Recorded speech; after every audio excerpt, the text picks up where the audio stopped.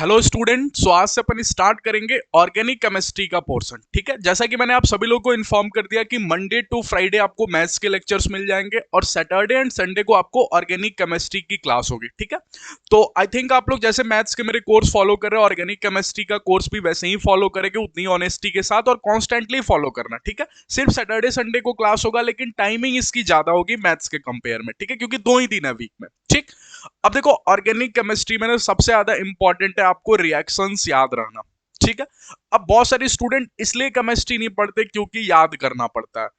तो आप सभी लोगों ने देख लिया होगा मैथ्स के मेरे लेक्चर्स में कि जहां भी फॉर्मूले आ रहे हैं मैं लिंक कर रहा हूं, ताकि बच्चों को याद कम करना पड़े, क्योंकि सिलेबस बहुत ज्यादा है। इतने सारे सिलेबस को याद कर पाना एक एवरेज स्टूडेंट के लिए ना बहुत मुश्किल होता है। ठीक, और कॉम्पिटिटिव एग्जाम्स में एक ही दिन में, उसी दिन में सारे पेपर्स एक साथ होते हैं, सारे सिलेबस एक साथ पूछे जाते हैं, तो बहुत ज्यादा कंफ्यूजन भी हो जाते हैं, जिससे बच्चे का कम स्कोर आ जाता है, उतना अच्छा रैंक नहीं आ पाता। एक एवरेज स्टूडेंट की बात करूं तो जो टॉपर स्टूडेंट है उनकी मैं बात नहीं कर रहा, लेकिन जो एक एवरेज स्टूडेंट है उसके लिए स्कोर करना मुश्किल हो जाता है, क्योंकि कंफ्यूजन बहुत ज्यादा उसके अंदर हो जाती है, क्योंकि मैथ्स भी पूछता है, फिजिक्स भी पूछता है और केमिस्ट्री भी पूछता है। ठीक है, फर्स्ट क्लासेस इसलिए मैं थोड़ा बात कर लेता हूं आपसे। ठीक, बट अगर बात करें केमिस्ट्री को, तो मैथ्स और फिजिक्स के कंपेयर में ना ज्यादा याद करने वाली चीजों को रखता है अपने अंदर। ठीक, तो मैं पूरी की पूरी ऑर्गेनिक केमिस्ट्री ट्राई करूंगा कि जितना ज्यादा मिनिमाइज कर सकूं। बहुत जगह आपको याद करना पड़ेगा, मैं खुद बोलूंगा कि हाँ इसको याद करना। ठीक, लेकिन मैं फिर भी बहुत ट्राई करूंगा कि मैक्सिमम चीजों को मिनिमाइज कर सकूं, आपको याद करने के लिए बहुत कम चीजें बचे। ठीक है, तो क्लास में एंड तक बने रहना, पूरी वीडियो देखना, पूरा क्लास करना, बीच में स्किप करके मत जाना, और पसंद आए तो प्लीज लाइक करना और अपने फ्रेंड्स के साथ शेयर करना। चैनल पे पहली बार आओगे तो सब्सक्राइब जरूर करना। ठीक है, तो चलिए स्टार्ट करते हैं आज की क्लास को। जनरल ऑर्गेनिक केमिस्ट्री से स्टार्ट करेंगे। ठीक, तो जीओसी का एक ऐसा चैप्टर है जिसके क्वेश्चंस आपको जेई मेन में भी दिखेंगे और डब्ल्यूबी जेई में भी दिखेंगे। अब देखो, जेई मेन वाले एस्पिरेंट्स भी वीडियो देख सकते हैं, डब्ल्यूबी जेई एस्पिरेंट्स वाले भी वीडियो देख सकते हैं, बोर्ड एग्जाम्स की तैयारी कर रहे हो वो भी स्टूडेंट देख सकते हैं, क्योंकि केमिस्ट्री का जो लेवल है ना जेई मेन और डब्ल्यूबी जेई में, वो नियरली सेम ही होता है। ठीक, मैथ्स फिजिक्स का थोड़ा सा डिफर करता है, लेकिन केमिस्ट्री सेम होता है लेवल। तो इसीलिए जेई मेन दे रहे हो तब भी क्लास करना, डब्ल्यूबीजे दे रहे हो तब भी क्लास करना, कॉन्सेप्ट इसके बाहर कुछ नहीं पूछेगा। ठीक, तो चलिए स्टार्ट करते हैं जी। ये अपना टेलीग्राम चैनल है, टेलीग्राम चैनल सभी लोग जाके ज्वाइन हो जाना, बिकॉज क्लास नोट्स आपको यहीं पे मिलेगा। ठीक, मैंने पूरे अच्छे से आपको नोट्स बना दिया हूं यहाँ पे, और ये सभी नोट्स आपको टेलीग्राम चैनल पे मिल जाएगा, इसलिए जाके टेलीग्राम चैनल ज्वाइन हो जाना। जितने भी रेगुलर अपडेट्स होंगे आपको इसी चैनल पे मिलेगा। ठीक है, तो चलिए स्टार्ट करते हैं। ठीक, अब केमिस्ट्री और मैथ्स में डिफरेंस आप सभी को इतना तो पता होगा, केमिस्ट्री में पूरा आपको स्टोरी बना के सुनाने वाला हूं। ठीक, तो जो मैं स्टोरी बनाऊंगा ना, जस्ट उस स्टोरी को याद कर लेना। अगर उस स्टोरी को आपने याद कर लिया ना, तो आपको बिलीव में आपको बहुत मजा आ जाएगा केमिस्ट्री में। तो इसीलिए मेरी बताई हुई स्टोरी बस आप याद कर लेना, और जरूरत पड़े ना तो लिख भी लेना अपने लैंग्वेज में। हिंदी आती है हिंदी में लिख लेना, बंगाली आती है बंगाली में लिख लेना, इंग्लिश आती है इंग्लिश में लिख लेना, जो भी लैंग्वेज में आती है उस लैंग्वेज में कॉपी पेन में कॉपी में लिख लेना बकायदा। ठीक, तो चलिए कहानी की स्टार्ट करते हैं केमिकल रिएक्शन से। ठीक, आप सभी को पता है कि केमिकल रिएक्शन में 2 लोग पार्टिसिपेट करते हैं, एक रिएक्टेंट होता है और एक प्रोडक्ट होता है। बचपन में आपने इतना सुन रखा है 9th-10th क्लास में। ठीक, अब मैं थोड़ा आगे बढ़ता हूं। अगर मैं बात करूं रिएक्टेंट की ना, तो हमारे ऑर्गेनिक केमिस्ट्री में 2 लोग पार्टिसिपेट करेंगे। एक का नाम दुनिया ने रखा है सबस्ट्रेट। ठीक, अब ये नाम है, घर के नाम है इनके सबस्ट्रेट। अच्छा, और दूसरे का नाम है रिएजेंट। अच्छा, रिएजेंट तो आई थिंक आप लोगों ने नाम सुना होगा। अब सबस्ट्रेट और रिएजेंट कहीं एक दूसरे से जाके टकराएंगे ना, तब जाके दुनिया में प्रोडक्ट दिखेगा। अभी मैंने लकीरें नहीं खींची प्रोडक्ट बनने की, जैसे ऐसे एरो बनाया जाता, तो क्यों नहीं खींची अभी आपको दिखाऊंगा। अच्छा, अगर आप सबस्ट्रेट की फोटो देखोगे, तो मैं अगर कुछ सबस्ट्रेट को इस प्रकार से बनाऊं, तो इसका 2 पोर्शन हो जाता है, ये 2 पार्ट में डिवाइड हो जाता है।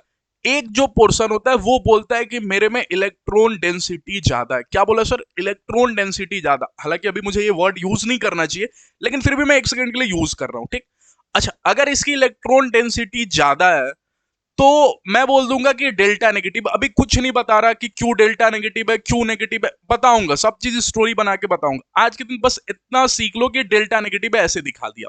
ठीक, और डेल्टा पॉजिटिव है ऐसे दिखा दिया।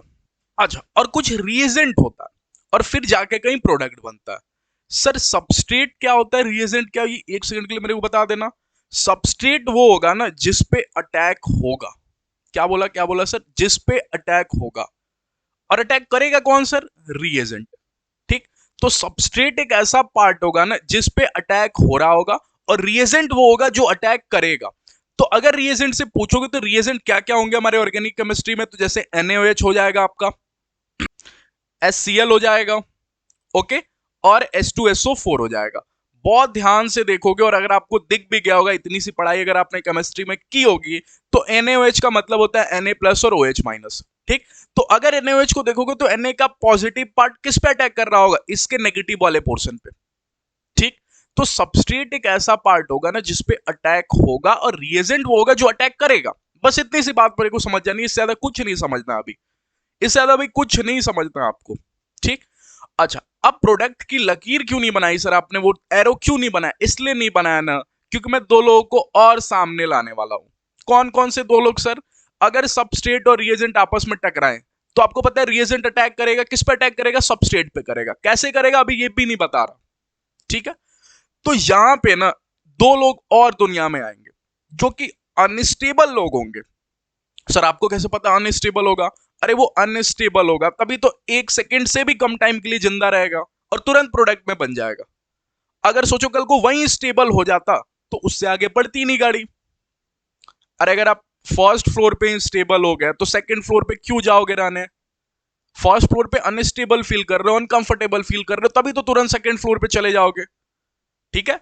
तो दो लोग और दुनिया में आए। एक का नाम अपन ने रखा है रिएक्शन इंटरमीडिएट, क्योंकि ये बीच में बन रहा है रिएक्शन के, इसलिए इसको दुनिया रिएक्शन इंटरमीडिएट बोल दी।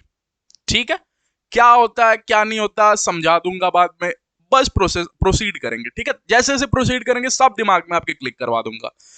और एक और दुनिया में है ट्रांजिशन स्टेट। अभी क्या होता है क्या नहीं होता बताऊंगा, सब चीज बताऊंगा, लेकिन इतना बता दिया कि हाईली अनस्टेबल होता है, और इन दोनों के बनने के बाद फिर प्रोडक्ट कहीं दुनिया में आता है।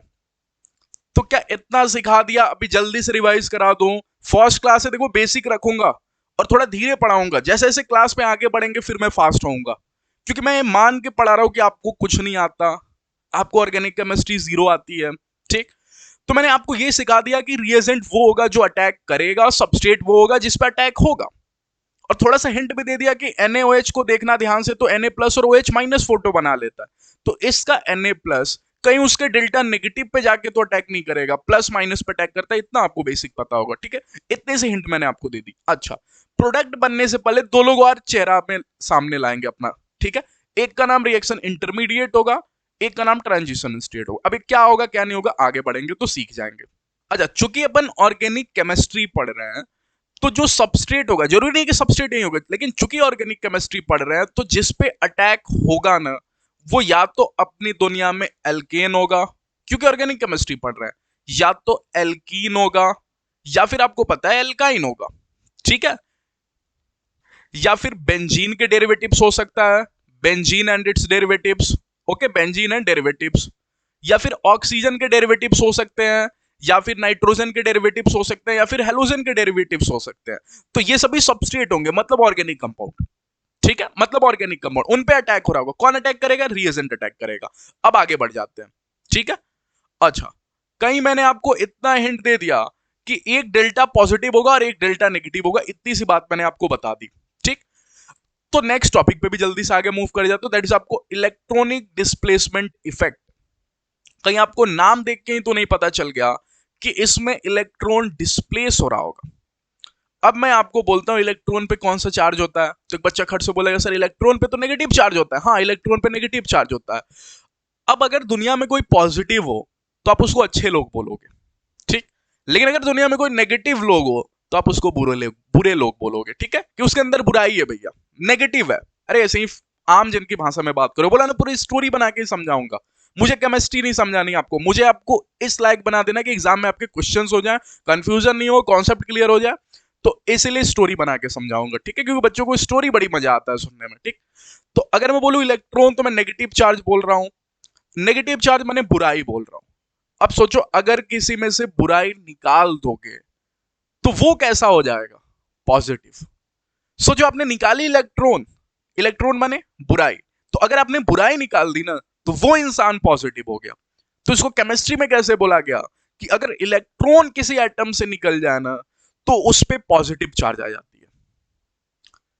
आ रही है कहानी समझ में? अच्छा, अब सोचो अगर इलेक्ट्रॉन किसी के घर से निकला तो उसके घर से बुराई निकल गई, तो उसके घर पे तो पॉजिटिव चार्ज आ गया, लेकिन इलेक्ट्रॉन ना गया गया किसी के घर में घुस गया, तो सोचो इलेक्ट्रॉन है तो बुराई, अगर किसी के घर में घुस गया तो उस घर को कैसा कर देगा, नेगेटिव। इसलिए बोली गई केमिस्ट्री में एक लाइन कि अगर इलेक्ट्रॉन निकला तो छोड़ जाएगा पॉजिटिव चार्ज, और इलेक्ट्रॉन गया किसी में तो बना देगा नेगेटिव चार्ज। आ रही है कहानी समझ में इतनी सी? तो इलेक्ट्रॉनिक डिस्प्लेसमेंट इफेक्ट का मतलब क्या हुआ ना, यहां पे इलेक्ट्रॉन जाएगा नहीं, किसी के घर से जाएगा नहीं और किसी के घर में आएगा नहीं, जस्ट अपने पोजीशन से डिस्प्लेस होगा। तो अगर पूरी तरह से चला जाए, क्योंकि पूरी बुराई चली गई, तो एक नेगेटिव चार्ज बनाती है। लेकिन अगर थोड़े देर के लिए गया किसी के घर में घूमने के, हाँ चलो थोड़ा सा पसंद आया इसके घर में चला जाता हूँ, थोड़े देर के लिए गया, पूरे देर के लिए नहीं गया, थोड़े देर के लिए गया, तो पूरी बुराई लेके नहीं गया, थोड़ी बहुत बुराई लेके गया, इसलिए पूरा नेगेटिव चार्ज नहीं आएगा बेचारे पे, थोड़ा सा नेगेटिव चार्ज आएगा, जिसको केमिस्ट्री में अपन डेल्टा नेगेटिव बोलते हैं। तो कितने लोगों को समझ में आ गया कि अगर इलेक्ट्रॉन गया, इलेक्ट्रॉन डिस्प्लेस हो गया किसी में, ठीक है, अगर इलेक्ट्रॉन डिस्प्लेस हो गया किसी से, ठीक है, डिस्प्लेस हो रहा है किसी से, मतलब किसी के घर से चला गया, तो चूंकि पूरी तरह से नहीं गया, डिस्प्लेस हुआ अपने पोजीशन से, उस पे छोड़ जाएगा डेल्टा पॉजिटिव चार्ज, ठीक है। लेकिन अगर किसी में इंटर कर गया इलेक्ट्रॉन, इंटर, ठीक है, उसको वो बना देगा डेल्टा नेगेटिव चार्ज। क्या मैंने इतनी सी बात आपको समझा दी इलेक्ट्रॉन को लेके? ठीक है। अच्छा, अब दो प्रकार के इफेक्ट हुए, एक तो परमानेंट इफेक्ट, एक तो टेम्पररी इफेक्ट। ठीक, अभी परमानेंट इफेक्ट क्या हुआ? परमानेंट इफेक्ट का मतलब हुआ कि अगर इलेक्ट्रॉन डिस्प्लेस हुआ तो उसने कसम खा ली कि जब तक तेरे साथ रहूंगा ना, तेरे को डेल्टा नेगेटिव और डेल्टा पॉजिटिव बना के ही रखूंगा। ठीक है, जब तक मैं तेरे साथ रहूंगा, अब ये साथ कब रहूंगा ये आगे की कहानी में अपन सीखेंगे, लेकिन जब तक तेरे साथ रहूंगा मैं डेल्टा नेगेटिव और डेल्टा पॉजिटिव बना के रखूंगा। ऐसी इलेक्ट्रॉनिक डिस्प्लेसमेंट इफेक्ट को बोलेंगे परमानेंटली हो चुकी है, मतलब वो परमानेंटली डेल्टा नेगेटिव और डेल्टा पॉजिटिव बन चुकी है, इसलिए उसको बोलेंगे परमानेंट इफेक्ट। ठीक, और टेम्पररी इफेक्ट कब बोलेंगे? जब रिएजेंट दिखा और रिएजेंट को देख के, NaOH को देख के सामने वाले के मन में लालच आ गई कि क्यों ना रिएजेंट से अटैक करवा लूं, और अगर अटैक करवानी पड़ेगी तो Na तो पॉजिटिव और OH नेगेटिव है, तो पॉजिटिव चूंकि नेगेटिव पे जाके अटैक करता है, इसलिए सामने वाले ने डेल्टा नेगेटिव और डेल्टा पॉजिटिव बना ली। तो चूंकि वो रिएजेंट को देख के बनाया, अगर रिएजेंट कल को नहीं होता तो वो नहीं बनाता। ठीक है, तो इसीलिए ऐसे इफेक्ट को टेम्पररी इफेक्ट बोलेंगे।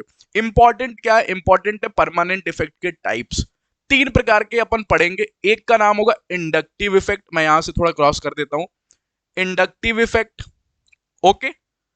दूसरा हो जाएगा रेजोनेंस, ओके, रेजोनेंस, या फिर इसको मीजो इफेक्ट भी बोलते हैं, एंड मीजो इफेक्ट साथ में पढ़ेंगे, मीजो इफेक्ट, ओके। और तीसरा होता है आपको हाइपर कंजुगेशन, ठीक है, हाइपर कॉन्जुगेशन।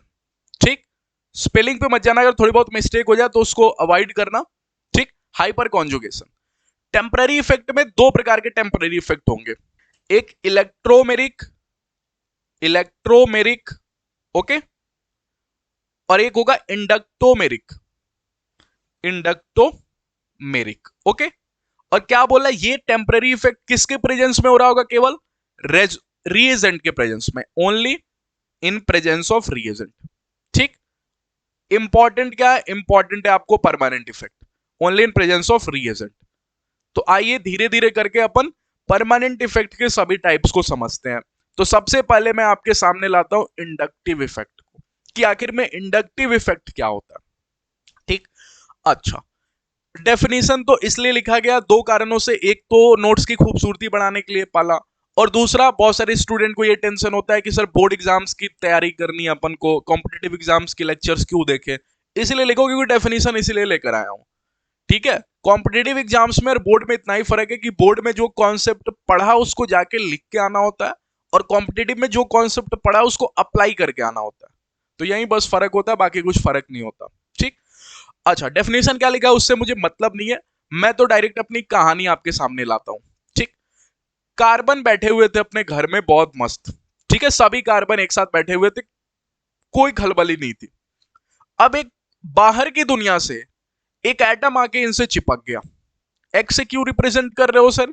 अभी बताया, किसी एटम को एक्स से मान रिप्रेजेंट कर दिया, ये बाहर की दुनिया से आया और कार्बन के लगे चेन से लग गया, ठीक है। अच्छा, अब जैसे ये आया ना, ये पूरे के पूरे कंपाउंड में खलबली मच गई। क्यों मच गई? क्योंकि जो आया कोई नॉर्मल आदमी नहीं था। ये जो आया ना, इसकी एक खास बात थी। क्या बात थी सर खास बात?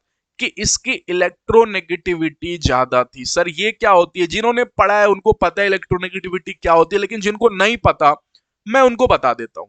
इलेक्ट्रोनेगेटिविटी भगवान की दी हुई ऐसी वरदान होती है जिससे आप इलेक्ट्रॉन को खींच सकते हो। ठीक है, अरे मैग्नेट पढ़े हो ना, मैग्नेट। जैसे मैग्नेट क्या होता है कि आयरन वाले मटेरियल्स को अपने में खींच सकती है, वैसे ही इलेक्ट्रोनेगेटिविटी एटम को भगवान द्वारा दी गई एक ऐसी वरदान है जिससे वो दूसरे के इलेक्ट्रॉन को खींच सकते हैं। पूरी तरह से नहीं खींच सकते, जब जब लगेंगे तभी खींचेंगे। ठीक है, अरे मैग्नेट भी तो ऐसे ही होता है, जब पास में आएगा तो खींचेगा, नहीं तो नहीं खींचेगा। तो ये भी सेम टू सेम ऐसा ही है। ठीक है, जैसे ये एक्स बाहर था तो नहीं खींच सकता, लेकिन जैसे ही कार्बन से टच हुआ ये खींचेगा। तो जो बाहर की दुनिया से आया ना, वो कोई आम आदमी नहीं था, उसकी इलेक्ट्रोनेगेटिविटी ज्यादा थी। अब चूंकि इसकी इलेक्ट्रोनेगेटिविटी ज्यादा थी तो भगवान ने इसको वरदान दिए, वो तो उसका फायदा उठाएगा। इसने उठाया फायदा, सामने वाले कार्बन की इलेक्ट्रॉन को अपने साइड अपने सेल में खींच लिया। अब चूंकि इसने बुराई खींच ली, भगवान ने इसको वरदान तो दिया लेकिन बहुत खराब वरदान दिया। ये बुराइयों को खींचता है, दूसरे की बुराइयों को खींचता है। अगर इसने बुराई को खींच लिया तो खुद में नेगेटिव चार्ज नहीं लेगा, क्योंकि मैंने बोला ये सभी काम शेयरिंग का है। जब तक है साथ में तभी है, नहीं तो नहीं होंगे। तो ये डेल्टा नेगेटिव चार्ज ले लेगा। ठीक है, जिस दिन इसको निकालोगे ये इसका पूरा नेगेटिव लेके जाएगा, उस दिन जाके इसके ऊपर नेगेटिव चार्ज आएगा। लेकिन अभी साथ में है तो कार्बन ने बोला भैया पूरी तरह से मैंने अपनी बुराई नहीं दी है आपको, थोड़े देर के लिए दिया, जब तक आप साथ में रहोगे तभी तक बुराई दी हुई है। जब आप निकलोगे मेरे से ना, तब भले ही मेरी पूरी बुराई लेके चले जाना, तब आपके ऊपर नेगेटिव चार्ज दुनिया को दिखेगा, लेकिन अब भी तो डेल्टा नेगेटिव दिखाओ। ठीक, तो कार्बन ने बोला मैं अपनी बुराई दे दी थोड़ी सी, तो डेल्टा पॉजिटिव चार्ज। ठीक, इसने बोला पास वाले कार्बन ने कि तुम ही केवल दोगे क्या, मेरे घर में भी बुराई है कुछ, तुम भी इसको एक्स को दे दो। तो इसने भी कुछ दे दिया, इसके ऊपर भी डेल्टा पॉजिटिव चार्ज आ गया। ठीक, अच्छा इसने बोला कि भैया मैं तो दूसरे पोजीशन पे हूं, मेरी भी कुछ बुराई ले लो ना, मेरी भी कुछ बुराई एक्स को दे दो ना। इसने बोला ठीक है तेरी भी ले लेता हूं, डेल्टा पॉजिटिव। अभी इस कार्बन ने बोला नहीं, उतने दूर के लोगों की मदद नहीं करूंगा, ज्यादा से ज्यादा 2 से 3 लोगों को। तो ये बोला तीसरे पे हूं, कर दो। इसने बोला ठीक है चलो कर देता हूं, तुम्हारे भी कर ही देता हूं, लेकिन इसका साफ साफ मना कर दिया। इसने बोला नहीं बहुत दूर बैठे हो, मैं इतने दूर की दोस्ती नहीं निभाता। ठीक है, 3 लोग तक मैक्स टू मैक्स निभाऊंगा। तो मैं आपको समझाने की क्या कोशिश कर रहा हूं ना, कि अगर बाहर की दुनिया से कोई ज्यादा इलेक्ट्रोनेगेटिव आया तो इनकी परिवार में खलबलियां मच गई। सब लोग अपना बुराई देने लगे, क्योंकि इसके पास भगवान का दिया वो वरदान है, वो बुराइयों को खींचता है। ठीक है, तो इसके ऊपर डेल्टा पॉजिटिव दे गया, इसके ऊपर डेल्टा पॉजिटिव। अगर मैं आपसे पूछ दूं 1 सेकंड के लिए कि अगर लेट से मैं इसको कार्बन 1 बोलता हूं, इसको कार्बन 2 बोलता हूं, इसको कार्बन 3 बोलता हूं, इसको कार्बन 4 बोलता हूं, तो आप बता सकते हो कि किसके ऊपर सबसे ज्यादा डेल्टा पॉजिटिव का पावर होगा? क्या कार्बन 1 के ऊपर? क्यों? क्योंकि ये तो जस्ट पास में बैठा है, ये सबसे ज्यादा बुरा। अरे मदद तो कोई तब करेगा दूसरों की जब सबसे पहले अपने अपना ठीक होगा। तो कार्बन 1 का क्या डेल्टा पॉजिटिव सबसे ज्यादा होगा। उसके बाद क्या कार्बन 2, फिर कार्बन 3 और फिर कार्बन 4। तो इसको कई बार ऐसे भी समझाया जाता है ना कि इंडक्टिव इफेक्ट ना 3-4 कार्बन बाद खत्म हो जाता है, नेग्लिजिबल हो जाता है, क्योंकि इतने दूर की मदद थोड़ी करेगा। आ रही है कहानी समझ में? अच्छा, अब चूंकि एक्स इलेक्ट्रोनेगेटिव ज्यादा है, तो अपनी दुनिया में, ऑर्गेनिक केमिस्ट्री की दुनिया में, आप हेलोजन फैमिली को लेके चलना, उसमें भी फ्लोरीन, क्लोरीन, ब्रोमीन, आयोडीन को भी नहीं। क्योंकि आपको पता है इधर जाने पे साइज क्या होता है, घटता है तो इलेक्ट्रोनेगेटिविटी बढ़ता है, नीचे जाने पे साइज बढ़ता है, पीरियोडिक टेबल नीचे जाने पे साइज बढ़ता है तो इलेक्ट्रोनेगेटिविटी घटता है। तो आयोडीन का साइज तो सबसे बड़ा, तो उसकी इलेक्ट्रोनेगेटिविटी कम होती है। ठीक है, अच्छा इधर से देखोगे, पीरियड में देखोगे, तो कार्बन नहीं ऑक्सीजन हो गया, नाइट्रोजन हो गया, और कार्बन में भी मैं समझाऊंगा, कार्बन में भी sp वाला। ये क्या बोला सर आपने, sp वाला? अभी समझाऊंगा, अभी आज के दिन इतना याद रखना। फ्लोरीन, क्लोरीन, ब्रोमीन, ऑक्सीजन का, नाइट्रोजन का, और C ट्रिपल बॉन्ड N का। अगर इतनी सी बात आपको सिखा पाया तो अब मैं आगे मूव कर जाता हूं। तो वही चीज देखना, यहाँ पे डेफिनेशन में भी वही लिखा, permanent polarization of conjugative carbon atoms of a chain due to presence of some higher electronegative atom group. तो देखो इनके ऊपर पोलराइजेशन हो गया। पोलराइजेशन का मतलब क्या होता है, चार्जेस आना। ठीक है, तो देखो सभी कार्बन के ऊपर डेल्टा पॉजिटिव आ गया, और X जिसकी इलेक्ट्रोनेगेटिविटी ज्यादा थी उसके ऊपर डेल्टा नेगेटिव आ गया। तो ये परमानेंटली रहेगा, तब तक रहेगा जब तक X इसके साथ है, उसी दिन जाएगा जिस दिन छोड़ के चला जाएगा, ठीक है। और जिस दिन छोड़ के भी जाएगा ना, X पूरा नेगेटिव बन जाएगा और ये पूरा कार्बन पॉजिटिव बन जाएगा। तो इनके ऊपर पोलराइजेशन आ चुकी है परमानेंटली, इसलिए इसको परमानेंट इफेक्ट में रखा गया, ठीक है। अच्छा, आगे की बात सिखाता हूं। क्या मैं जाते जाते इतनी सी बात आपको बोला कि sp बोला, sp, अच्छा ये sp क्या होता है? इसका मतलब होता है, थोड़ा सा कॉर्नर में जाता हूं और आपसे पूछ लेता हूं क्या आपको हाइब्रिडाइजेशन आती है? एक बच्चा बोलेगा सर हाँ आती है। तो जिसको आती है उसके लिए तो बोरिंग थोड़ा सा हो जाएगा, लेकिन जिसको नहीं भी आती है ना, मैं ज्यादा नहीं समझाऊंगा, पूरा डेप्थ में नहीं जाऊंगा हाइब्रिडाइजेशन के, क्योंकि ये इनऑर्गेनिक नहीं पढ़ रहे हैं, ऑर्गेनिक केमिस्ट्री पढ़ रहे हैं। मैं उतना सा समझा दूंगा जितना से मेरा काम निकल जाए, ठीक है। अच्छा, मैं बोलता हूं आप सिग्मा बॉन्ड गिनो, आप सिग्मा बॉन्ड काउंट करो। अब एक बच्चा बोला सर सिग्मा बॉन्ड क्या होता है? सिंगल बॉन्ड, फिर चढ़ा डबल बॉन्ड, फिर चढ़ा ट्रिपल बॉन्ड। तो जो पहला बॉन्ड होता है ना, जो सिंगल बॉन्ड, जो पहला बॉन्ड होता है, जो फर्स्ट बॉन्ड चढ़ता है, उसको सिग्मा बॉन्ड बोलते हैं। उसके बाद जितने भी बॉन्ड आप लगाते जाओ सभी पाई बॉन्ड होते हैं, ठीक है, क्योंकि वो पाई ऑर्बिटल के ओवरलैप से बनते, इतना आपने पढ़ा होगा, ठीक है। अच्छा, सिग्मा बॉन्ड आप काउंट करो, उसके बाद आप लोन पेयर काउंट करो। अब एक बच्चा बोलेगा सर लोन पेयर क्या? लोन पेयर क्या? अरे मान लो किसी के घर में 8 लोग हैं, 6 लोग, आप 8 इलेक्ट्रॉन है, 6 इलेक्ट्रॉन से आपने बॉन्ड बना दिया, तो 2 इलेक्ट्रॉन तो बच गया ना। तो चूंकि वो जोड़े में बचा, पेयर में बचा, उसको बोलेंगे एक लोन पेयर, ठीक है। इतनी सी बात आपको समझ में आ रही है? आप इनको काउंट करो। मान जाओ किसी के घर में 3 सिग्मा बॉन्ड और एक लोन पेयर पाएगा, मतलब उसके घर के लोग हैं 4। अब इनके घर के लोगों को बांटना है ऑर्बिटल में। s ऑर्बिटल कितना होता है? 1। p ऑर्बिटल कितना होता है? 3। d ऑर्बिटल कितना होता है? 5। इससे ज्यादा नहीं बढ़ूंगा, ठीक है। अगर 4 है तो सबसे पहले इसको s घर में रखोगे, एक लोग को रख दिया। s चूंकि एक ही होता है, s के नाम पे एक ही घर है। अब p को बुलाओगे कि p भैया अब तुम p के घर में जाओ। p कितने होते हैं? 3, और लोग भी बच गए हैं 3, क्योंकि एक को तो s में शिफ्ट कर दिया, तो इसलिए p में 3 लोगों को रख दिया, तो इसकी अपडेशन हो जाएगी sp3। कितने लोग पता? अगर sp अपडेशन किस दिन होगी? जिस दिन 2 लोगों को रखना होगा, एक को रख दूंगा s में, एक को रख दूंगा p में। अब सोचो अगर 5 लोग होते हैं, अगर 5 लोग होते हैं तो p का घर भर चुका है, p 3 ही होता है, p के नाम पे 3 ही घर है, तो किसको बुलाते हैं? d को बुलाते हैं, और d में एक जन को रख देते हैं।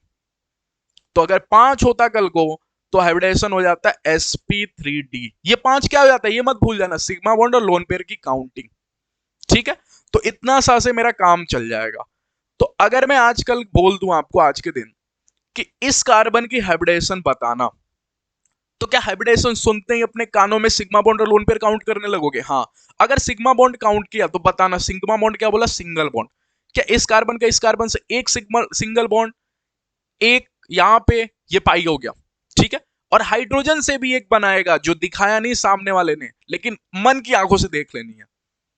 दिखाया नहीं, मन की आंखों से देख लेनी है कि कार्बन हाइड्रोजन से सिंगल बॉन्ड से बनता है। इतनी बेसिक आपको आनी चाहिए।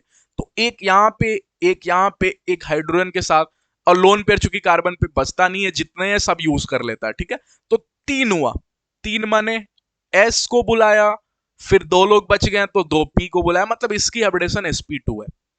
अच्छा सर, हाइब्रिडेशन देखने का मन में ख्याल कैसे आ गया आपको? मैंने बॉन्ड में डिफरेंस देख लिया, तो क्या मैं एक लाइन चिपका दूं, वेनेबर, वेनेबर, देखो क्लास बहुत लेंदी होगा, मैं आगे ही बोल देता हूं, ठीक है।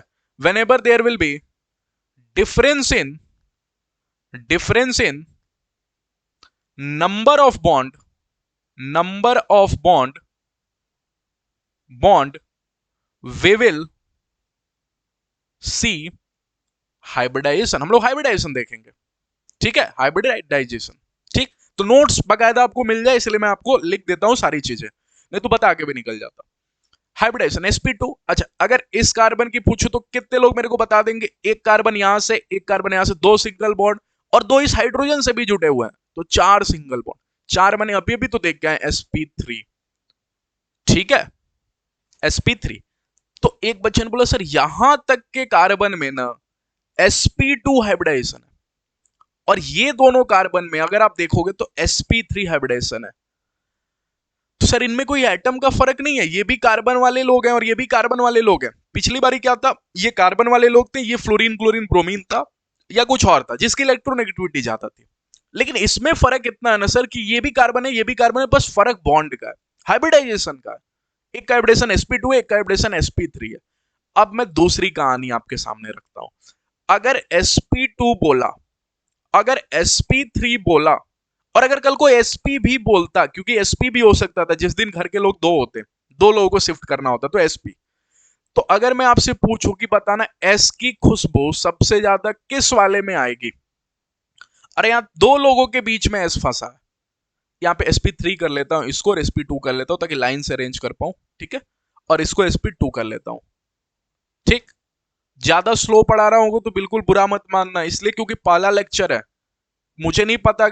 तो ऑफलाइन क्लासेस होती है ना, बहुत इजी होता है वहां पे पढ़ाना, ऑनलाइन बहुत डिफिकल्ट है पढ़ाना, मैं सच में बता रहा हूँ, मैंने क्योंकि दोनों जगह पढ़ाया हूँ, तो मुझे लग रहा है। क्योंकि देखो ऑफलाइन में क्या होता है ना, मुझे पता है कि हाँ मेरे क्लास में 30-40 बच्चे हैं, तो किस माइंड के हैं, क्या उनको फास्ट पढ़ाऊं या स्लो पढ़ाऊं, कितना पढ़ाया हूं, पता है कि कितना पता है। लेकिन ऑनलाइन में कुछ आइडिया नहीं होता कि मेरे सामने जो बैठ के पढ़ रहा है स्टूडेंट, उसको क्या आती भी कि नहीं केमिस्ट्री, क्या जिंदगी में पहली बार केमिस्ट्री का वीडियो तो नहीं देख रहा, या बहुत तो नहीं पढ़ चुका है। तो सभी स्टूडेंट को लेके चलो, तो अगर आपको लगता है कि हाँ ये सभी चीज आपने पढ़ लिया है, तो स्पीड बढ़ा के सुन लेना, स्किप भी मत करना। क्यों स्किप मत करना, क्योंकि हो सकता है अगर आपने स्किप किया और कोई इंपॉर्टेंट पोर्शन छूट जाए तो, ठीक है। तो स्पीड बढ़ा लेना, यूट्यूब पे ऐसी फैसिलिटी तो मिलती है कि आप स्पीड ज्यादा करके सुन सकते हो लेक्चर्स को, ठीक है। तो स्पीड बढ़ा लेना, स्किप मत करना।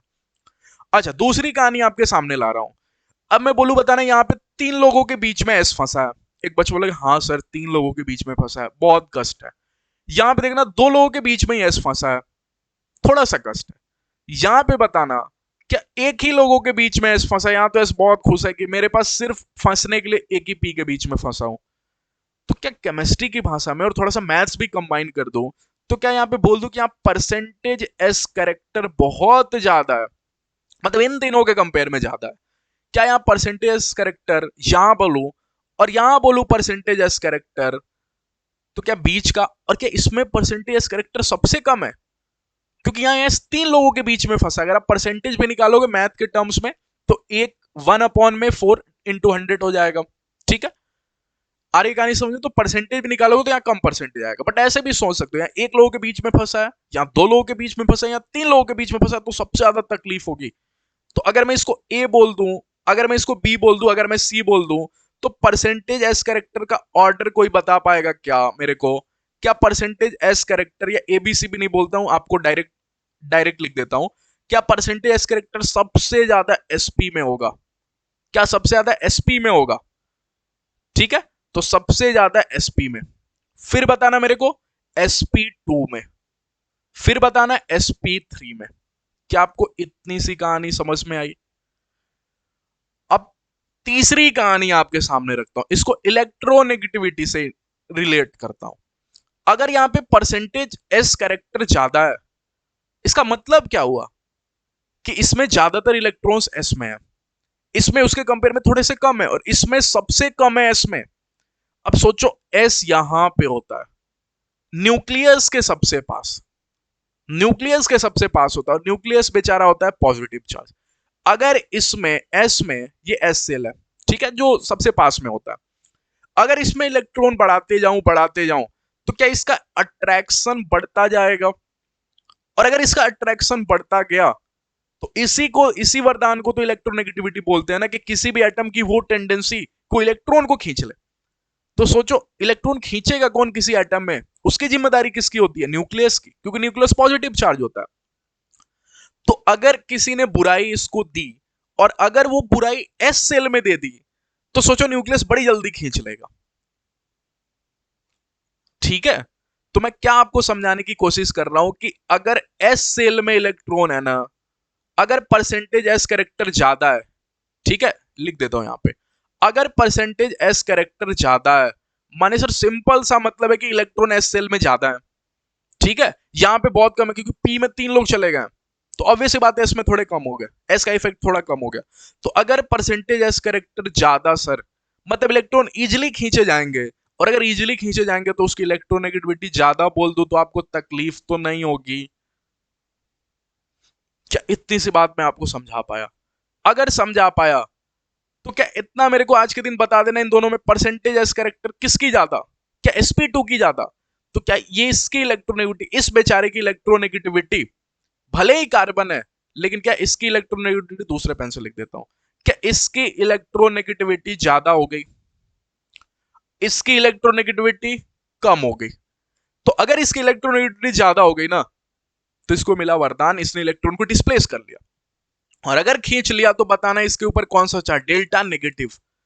अब मैं इंडक्टिव इफेक्ट से पूछता हूं, अगर बुराई आ गई, डेल्टा नेगेटिव बन गया, तो ये शो कर रहा होगा माइनस आई इफेक्ट। और चूंकि इसने इलेक्ट्रॉन दे दिया, तो इंडक्टिव इफेक्ट में इसके ऊपर डेल्टा पॉजिटिव चार्ज बन गया, इसको दुनिया बोलेगी कि ये प्लस आई शो कर रहा है। अगर बुराई ले लिया तो नेगेटिव बन गया, और नेगेटिव बन गया माने उसको बोला जाएगा माइनस आई इफेक्ट। और अगर बुराई दे दिया, मैं इलेक्ट्रॉन्स को बुराई बोल रहा हूं, अगर बुराई दे दिया तो बन गया पॉजिटिव चार्ज, इंडक्टिव इफेक्ट के टर्म्स में उसको बोला जाएगा प्लस आई इफेक्ट। ठीक है, आगे बढ़ता हूं। यहां पे तो देख के ही बताना है, क्या क्लोरीन आपको कौन सा इफेक्ट शो करेगा, माइनस आई इफेक्ट। क्यों? क्योंकि इसकी इलेक्ट्रोनेगेटिविटी ज्यादा होती है, तो ये अपने आप प्लस आई हो जाएगा। ठीक है, यहां एटम में डिफरेंस नहीं है, बॉन्ड में डिफरेंस है। देखो तो ये भी कार्बन, ये भी कार्बन, इसमें कार्बन छुपा हुआ है। ठीक है, तो इसकी बात करूं तो इसके हैबिटेशन जल्दी से बताना। चारों तरफ सिंगल बॉन्ड तो sp3। ठीक है, एक दो और दो, चार, चार लोग बने sp3। इसके हैबिटेशन बताना। इसके हैबिटेशन देखो तो एक, दो, तीन, और हाइड्रोजन के साथ एक भी नहीं, क्योंकि एक कार्बन के चार हाथ होते हैं। एक कार्बन के चार हाथ होते हैं, एक हाथ यहां फेंक दिया, एक हाथ यहां फेंक दिया, और दो हाथ यहां फेंक दिया, तो चारों खत्म, तो हाइड्रोजन को कुछ नहीं देगा। ठीक है, तो एक, दो और तीन सिंगल बॉन्ड, तीन सिंगल बॉन्ड बने sp2। परसेंटेज है इसकी ज्यादा, तो इसकी इलेक्ट्रोनेगेटिविटी ज्यादा, तो ये बेचारा बन गया माइनस आई। और ये लोग क्या बन गए, ये लोग बन गए आपको प्लस आई। तो क्या मैं आपको इंडक्टिव वर्ड में प्लस आई माइनस आई समझा पाया? ठीक है, और अच्छे से समझेंगे अपन आगे, जैसे पढ़ेंगे ना सभी चीजें इतनी अच्छी से आपको समझा दूंगा स्टोरी बना के ना, कि एग्जाम में दिए हुए क्वेश्चन को आप खट से सॉल्व करोगे। ठीक है, और कंफ्यूज, देखो मेरा मेन मोटिव ये नहीं होता कि समझा देना। अगर इतना मेन मोटिव होता ना, तो एक मिनट में प्लस आई माइनस आई बता के निकल जाता। मेरा ये मोटिव होता है कि इस तरीके से समझा पाना कि बच्चा एग्जाम के दिन इंप्लीमेंट कर पाए, क्योंकि एग्जाम के दिन प्रेशर बहुत ज्यादा होता है। एक बच्चे के दिमाग में ट्रिग्नोमेट्री भी चल रहा होता है, ऑर्गेनिक केमिस्ट्री भी चल रहा होता है। सोचो इसका ट्रिग्नोमेट्री से क्या रिलेशन है, और सोचो फिजिक्स में आप जो चैप्टर्स पढ़ोगे, फिजिक्स का तो थोड़े बहुत मैथ्स से होता भी है, मान के चलते हैं, लेकिन पढ़ोगे न्यूटन लॉ, इसका इससे और मैथ्स के ट्रिग्नोमेट्री से क्या रिलेशन है? तो इन तीनों चीजों को एक दिमाग में भर के ले जाना होता है। और उसमें सोचो सिर्फ ये मान के चलो कि आज का क्लास समझा दूं, उससे काम नहीं चलेगा। इस तरीके से समझा दूं कि भूलो ही नहीं। ठीक है, इसीलिए इतना टाइम ले रहा हूं। तो आपको भी टाइम देना है, आपको भी पढ़ना है, बोर नहीं होना, इंजॉय करना क्लास को। 2 घंटे तक की भी क्लास खिंच जाए ना, तो भले 2 पार्ट में डिवाइड करके देख लेना, लेकिन देखना जरूर, इसकी बिल्कुल मत करना, बहुत फायदा होगा आपको एग्जाम में। ठीक है, बिलीव करो। ठीक, अच्छा इसकी बात करूं OH की, तो कितने लोग बता देंगे ऑक्सीजन मने सर ये तो इलेक्ट्रोनेगेटिविटी ज्यादा होता है। अभी अभी आपने बताया सर ऑक्सीजन नाइट्रोजन वाले लोग, तो ये तो ऑक्सीजन वाला लोग है, तो इसकी इलेक्ट्रोनेगेटिविटी ज्यादा। ज्यादा मतलब ऐसे भी सोच सकते हो, नेगेटिव ज्यादा, इलेक्ट्रोनेगेटिव ज्यादा, नेगेटिव मने माइनस आई। ठीक है, लिंक भी कर दिया माइनस आई, क्योंकि ये बुराई लेगा तो लेगा मने माइनस आई हो गया। ठीक है, अच्छा ये क्या हो गया, प्लस आई। आगे बढ़ जाऊं। अच्छा यहां पे तो इतने सारे लोग पड़े पड़े हैं इलेक्ट्रोनेगेटिव ज्यादा वाले, तो इसको तो आंख का अंधा भी देख के बोल देगा माइनस आई। ठीक है, और इसको बोल देगा प्लस आई। तो इतने सारे एग्जांपल से मैंने आपको माइनस आई और प्लस आई भी दिखा दिया। ठीक है, इंपॉर्टेंट पॉइंट्स रिगार्डिंग आई, मैंने आपको सभी इंपॉर्टेंट पॉइंट्स हालांकि बता भी दिया। It is a permanent effect only applicable over sigma bonds, not in pi bonds. ठीक है, सिर्फ सिग्मा बॉन्ड्स के ऊपर ही लगता है। माने सर इसका कहने का मतलब, इंडक्टिव फील्ड लगने का मतलब क्या होता है? इलेक्ट्रॉन को खींचना, या तो डिस्प्लेस करना या तो विड्रॉ करना। मतलब सिर्फ सिग्मा इलेक्ट्रॉन्स के ही ट्रांसफर हो सकते हैं, हाँ पाई का नहीं। नहीं, पाई का होगा तो रेजोनेंस बोला जाएगा। ठीक है, अब क्यों कैसे, ये ईयर लॉन्ग में क्रैश कोर्स में इतना डिटेल में नहीं जाऊंगा, मैं इतना पढ़ाऊंगा जिससे आपका काम निकल जाए एग्जाम में। ठीक है, in inductive effect the sigma electron are only displace toward higher electron. ये कहानी मैंने आपको समझा दिया। ठीक है, कि सिर्फ डिस्प्लेस होगा उसके सेम वैलेंस इलेक्ट्रॉन में टू विच दे बिलोंग। ठीक है, बट अभी भी उसी सेल में रहेगा, सिर्फ डिस्प्लेस हो जाएगा थोड़ा उसकी तरफ। ठीक है, पूरी तरह से नहीं जाएगा, ये बात मैंने आपको समझा दिया। जैसे मैं आपको बताऊं CH3, ठीक है, CH2 और क्लोरीन। ठीक, तो क्या आपको इतनी सी बात पता है कि इसकी इलेक्ट्रोनेगेटिविटी ज्यादा होती है? अगर इसकी इलेक्ट्रोनेगेटिविटी ज्यादा होती है तो इलेक्ट्रॉन को खींचेगा, बुराइयों को खींचेगा। तो ये क्या क्या इलेक्ट्रॉन को ना अपने तरफ कुछ ज्यादा खींच लिया, ठीक है, ये अपनी तरफ कुछ खींच लिया, ऐसा मैंने आपको दिखा भी दिया। I is distance dependent effect with increase in the number of carbon atom, ये मैंने आपको समझा दिया। ये मैंने आपको ये भी समझा दिया कि 3 लोग के बाद कार्बन ज्यादा हेल्प नहीं कर पाएगा, मतलब 4 to 5 कार्बन एटम्स के बाद बिकम्स नेग्लिजिबल, इसका इफेक्ट नेग्लिजिबल हो जाता है, ठीक है। I is divided into 2 parts, मैंने आपको दर्शन भी करा दिए हैं प्लस आई और माइनस आई के। अब थोड़ा डिटेल में पढ़ लेते हैं प्लस आई और माइनस आई, सिर्फ उतने से काम नहीं चलेगा, ठीक है। अच्छा, प्लस आई इफेक्ट का मतलब क्या हुआ? प्लस माने बुराइयों को ले या दे, अगर कोई बुराइयों को दे देगा तो प्लस आई इफेक्ट हो जाएगा। देना मतलब डिस्प्लेस करना, तो देखना कहीं डिस्प्लेस वर्ड तो नहीं दिख गया, बस इतना सा दिखा दूंगा, ठीक है, और आगे बढ़ जाऊंगा, ठीक।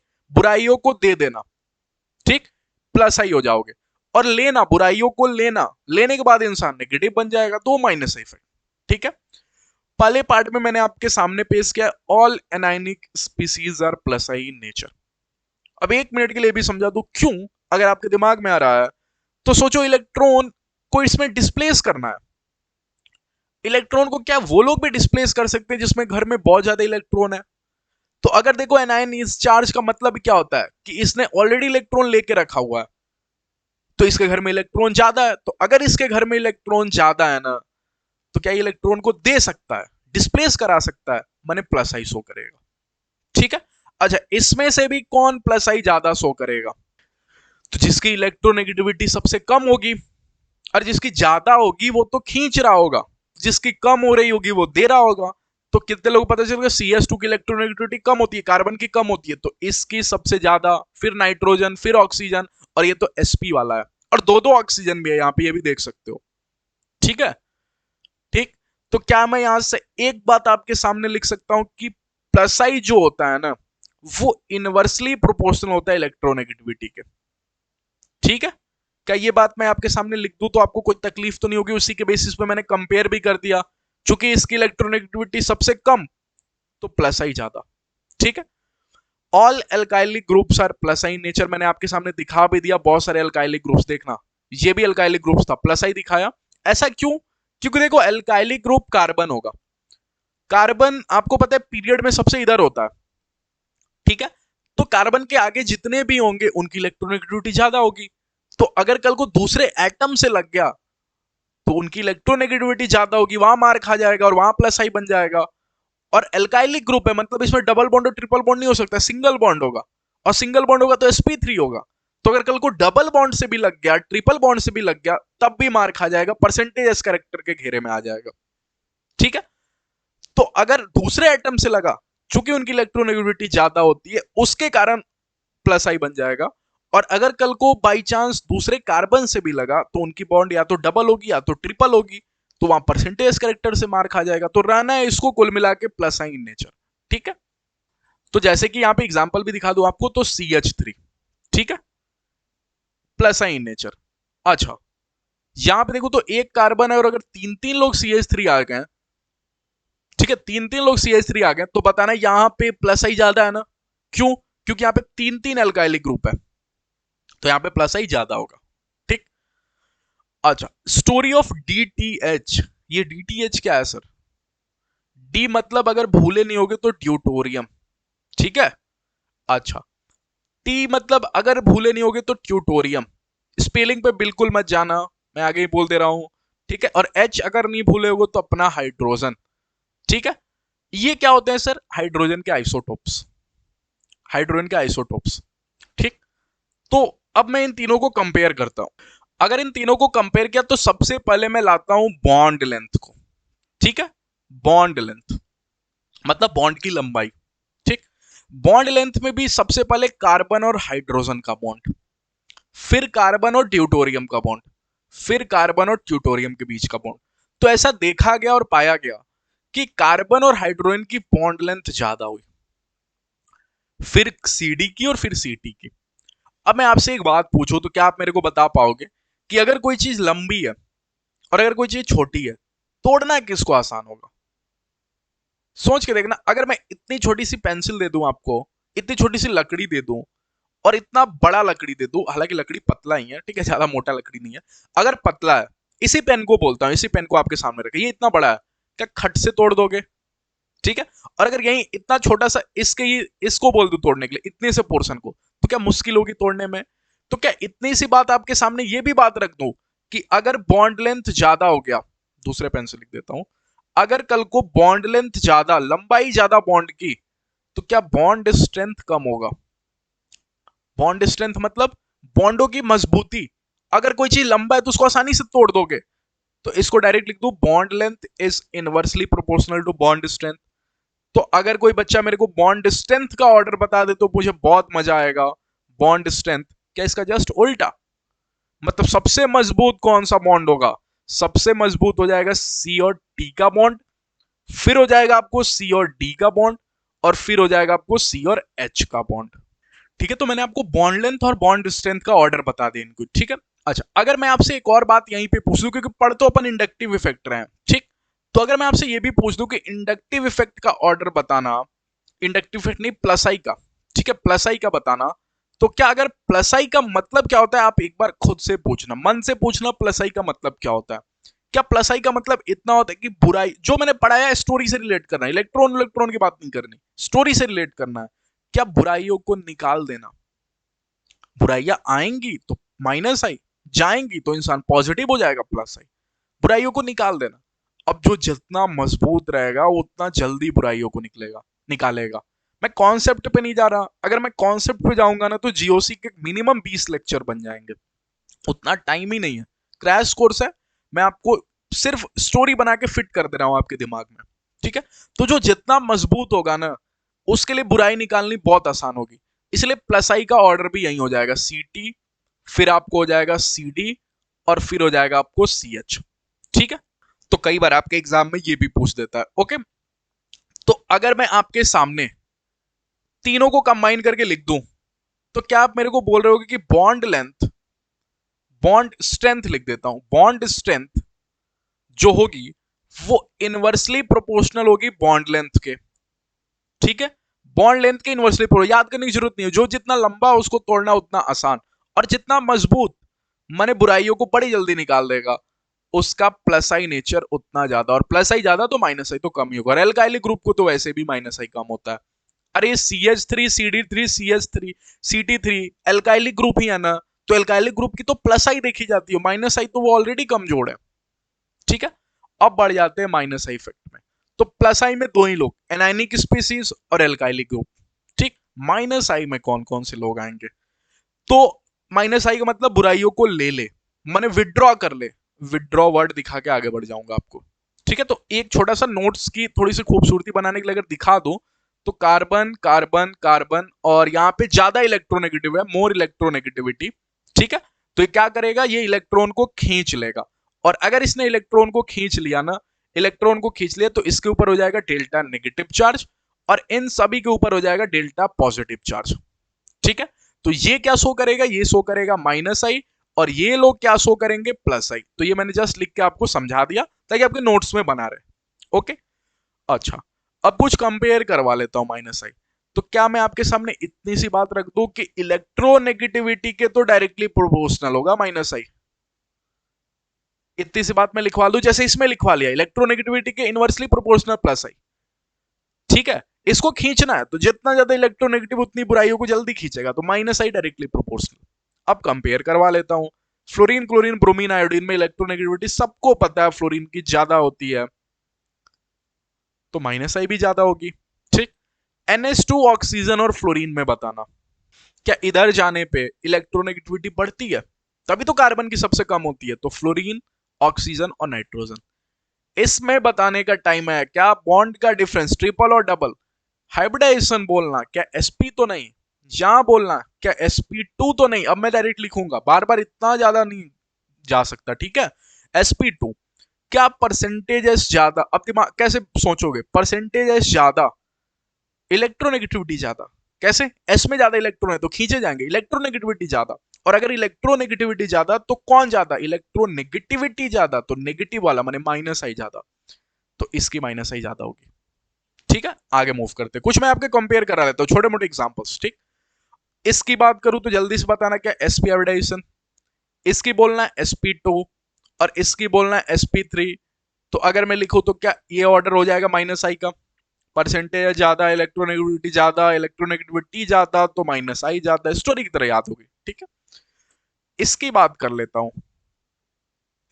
sp ये भी है, sp2 सॉरी।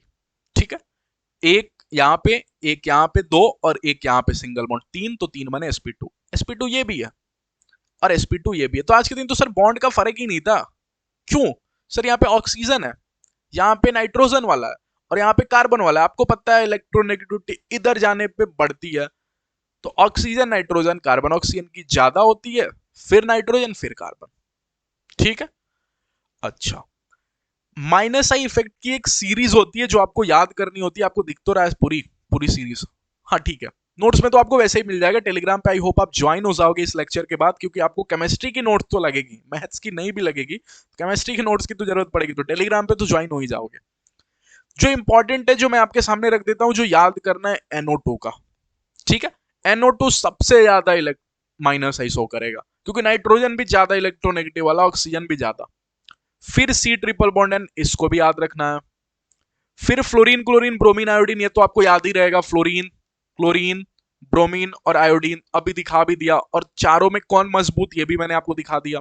ठीक है, फिर अगर आप याद करना चाहो तो C ट्रिपल बॉन्ड CH को याद रखना, OH को याद रखना, NH2 को याद रखना जो क्वेश्चन में आपके काम में आएगा। बस इतने से काम चल जाएगा। ठीक है, और अगर कुछ आप याद रखना चाहते हो बस इतने से काम चल जाएगा। ठीक, C double bond O, R को भी याद रख लेना, ये भी कई बार काम में आ जाता है। जिसपे स्टार लगाए उसको याद कर लेना। NO2, C triple bond N, ठीक है, फिर C डबल बॉन्ड OR, फिर फ्लोरीन, क्लोरीन, ब्रोमीन, आयोडीन, फिर OR, OH, ठीक है, NH2 सबसे लास्ट में। तो ऐसे करके आप याद कर लेना। मैंने बोला ना केमिस्ट्री में बहुत सारी चीजें बोलूंगा जो आपको याद करनी पड़ेगी। एप्लीकेशन ऑफ इंडक्टिव इफेक्ट, अब इसकी स्टोरी बड़ी शानदार है, बहुत शानदार है। अभी तक बुराई को लेकर स्टोरी बनाया कि बुराई आई, एक बार रिवाइज करा देता हूं। अगर बुराई आई तो इंसान को नेगेटिव बना देगी, नेगेटिव माने माइनस इफेक्ट। ठीक है, इंडक्टिव इफेक्ट के टर्म्स में। अगर बुराई गई तो छोड़ जाएगी, इंसान को पॉजिटिव बना जाएगी, पॉजिटिव माने प्लस आई इफेक्ट। क्या इतनी सी स्टोरी मैंने फिट कर दी आपके दिमाग में? अगर मैंने फिट कर दी, अब मूव कर जाते हैं एप्लीकेशन ऑफ इंडक्टिव इफेक्ट में। तो मैंने कहीं आपको दिखाया था रिएक्शन इंटरमीडिएट, कहां दिखाया था sir? Starting of the class पे दिखाया था, यहां रिएक्शन इंटरमीडिएट। बोला था प्रोडक्ट बनने से पहले ना दो लोग बनते हैं, एक रिएक्शन इंटरमीडिएट नाम होता है, एक ट्रांजिशन स्टेट नाम होता है। अब रिएक्शन इंटरमीडिएट जानने की बारी आ गई। ट्रांजिशन स्टेट कहीं अपन हाइड्रोकार्बन में जाके सीख रहे होंगे, रिएक्शन इंटरमीडिएट जानने की बारी आ गई कि रिएक्शन इंटरमीडिएट क्या होते हैं। तो रिएक्शन इंटरमीडिएट के बारे में लिखा है कुछ अनस्टेबल स्पीशीज होते हैं, अनस्टेबल होते हैं तभी तुरंत प्रोडक्ट में बन जाते हैं। अगर कल को वहीं पे उनको स्टेबिलिटी मिल जाती है ना, तो आखिरी प्रोडक्ट रिएक्शन इंटरमीडिएट ही होता। मैंने आपको क्या समझाया कि फर्स्ट फ्लोर पे अगर आप स्टेबल हो तो कहां जाओगे? सेकंड फ्लोर पे। अगर आप फर्स्ट फ्लोर पे अनकंफर्टेबल हो तभी तो तुरंत सेकंड फ्लोर पे मूव कर जाओगे। तो बनने वाले बीच में लोग अनस्टेबल रहे, इसलिए तुरंत प्रोडक्ट बन गए। तो होंगे तो ये unstable, during the conversion of reactant into product बनेंगे, उन्हीं को दुनिया रिएक्शन इंटरमीडिएट बोलेगी। ठीक है, इतनी सी बात करके आगे बढ़ जाता हूं। अब इसके बारे में हाइड्रोकार्बन में भी और सारी बातें पढ़ेंगे। ठीक है, अच्छा, कितने प्रकार के रिएक्शन इंटरमीडिएट होते हैं? बहुत प्रकार के होते हैं, लेकिन जो पढ़ना है वो तीन ही पढ़ना है इस चैप्टर में, जीओसी में। बाकी अलग अलग नाम से चैप्टर्स होगा इनका। रिएक्शन इंटरमीडिएट के बारे में स्पेशली पढ़ेंगे। पहला है कार्बोकेटायन, दूसरा है कार्बन फ्री रेडिकल, और तीसरा है कार्बो एनायन। ठीक है, अच्छा, आइए इसकी फोटो देखते हैं। कार्बोकेटायन का मतलब क्या हुआ सर? कार्बो माने कार्बन, ठीक है, तो कार्बो मतलब तो सर कार्बन। कैटायन मतलब क्या? हर कोई भूला नहीं होगा, 9th में पढ़ा होगा, पॉजिटिव चार्ज। तो अगर कल को कार्बन के ऊपर पॉजिटिव चार्ज आ गई ना, कार्बोकेटायन बोलेंगे उसको। ठीक है, अच्छा सर, कार्बन के 4 हाथ होते हैं। सोचो इसके ऊपर पॉजिटिव चार्ज कब आई होगी? जब ये बुराइयों को दे दिया होगा, मतलब इसके एक हाथ टूट गए होंगे, तभी तो इसके ऊपर पॉजिटिव चार्ज आएगी ना। तो 3 हाथ तो अभी भी जिंदा है, 3 हाथ तो अभी भी जिंदा है, लेकिन एक हाथ टूट गया बेचारे का, बुराई चली गई इसके घर से, इसलिए पॉजिटिव बन गया। लेकिन आपको पता है, अगर आप ये भी बात मान जाओ कि एक बॉन्ड माने 2 इलेक्ट्रॉन होते हैं, तो 2-2 इलेक्ट्रॉन दिखा दिया। ये क्यों दिखा रहा हूं? ताकि मैं आपसे पूछ लूं ये बात यहीं पे कि बताना इसके घर में कितने इलेक्ट्रॉन्स अभी भी हैं। क्या 2 इलेक्ट्रॉन यहाँ पे, 2 इलेक्ट्रॉन यहाँ पे, 2 इलेक्ट्रॉन यहाँ पे? तो क्या मैं इस बात को लिख दूं 6 electron in its valence shell. ये कुछ केमिस्ट्री के वर्ड्स हैं, ठीक है, वैलेंस शेल, जिसमें से क्या मैं बोल दूं कि 3 बॉन्ड पेयर है, ठीक है, 3 बॉन्ड पेयर। क्या ये बात मैं लिख दूं? अच्छा, अब मैं बात कर लेता हूं कार्बन फ्री रेडिकल की। इसकी क्या मतलब होती है? इसकी मतलब सिंपल सी होती है कि कार्बन और इसका एक बॉन्ड से किसी ने एक ही इलेक्ट्रॉन चुराया है।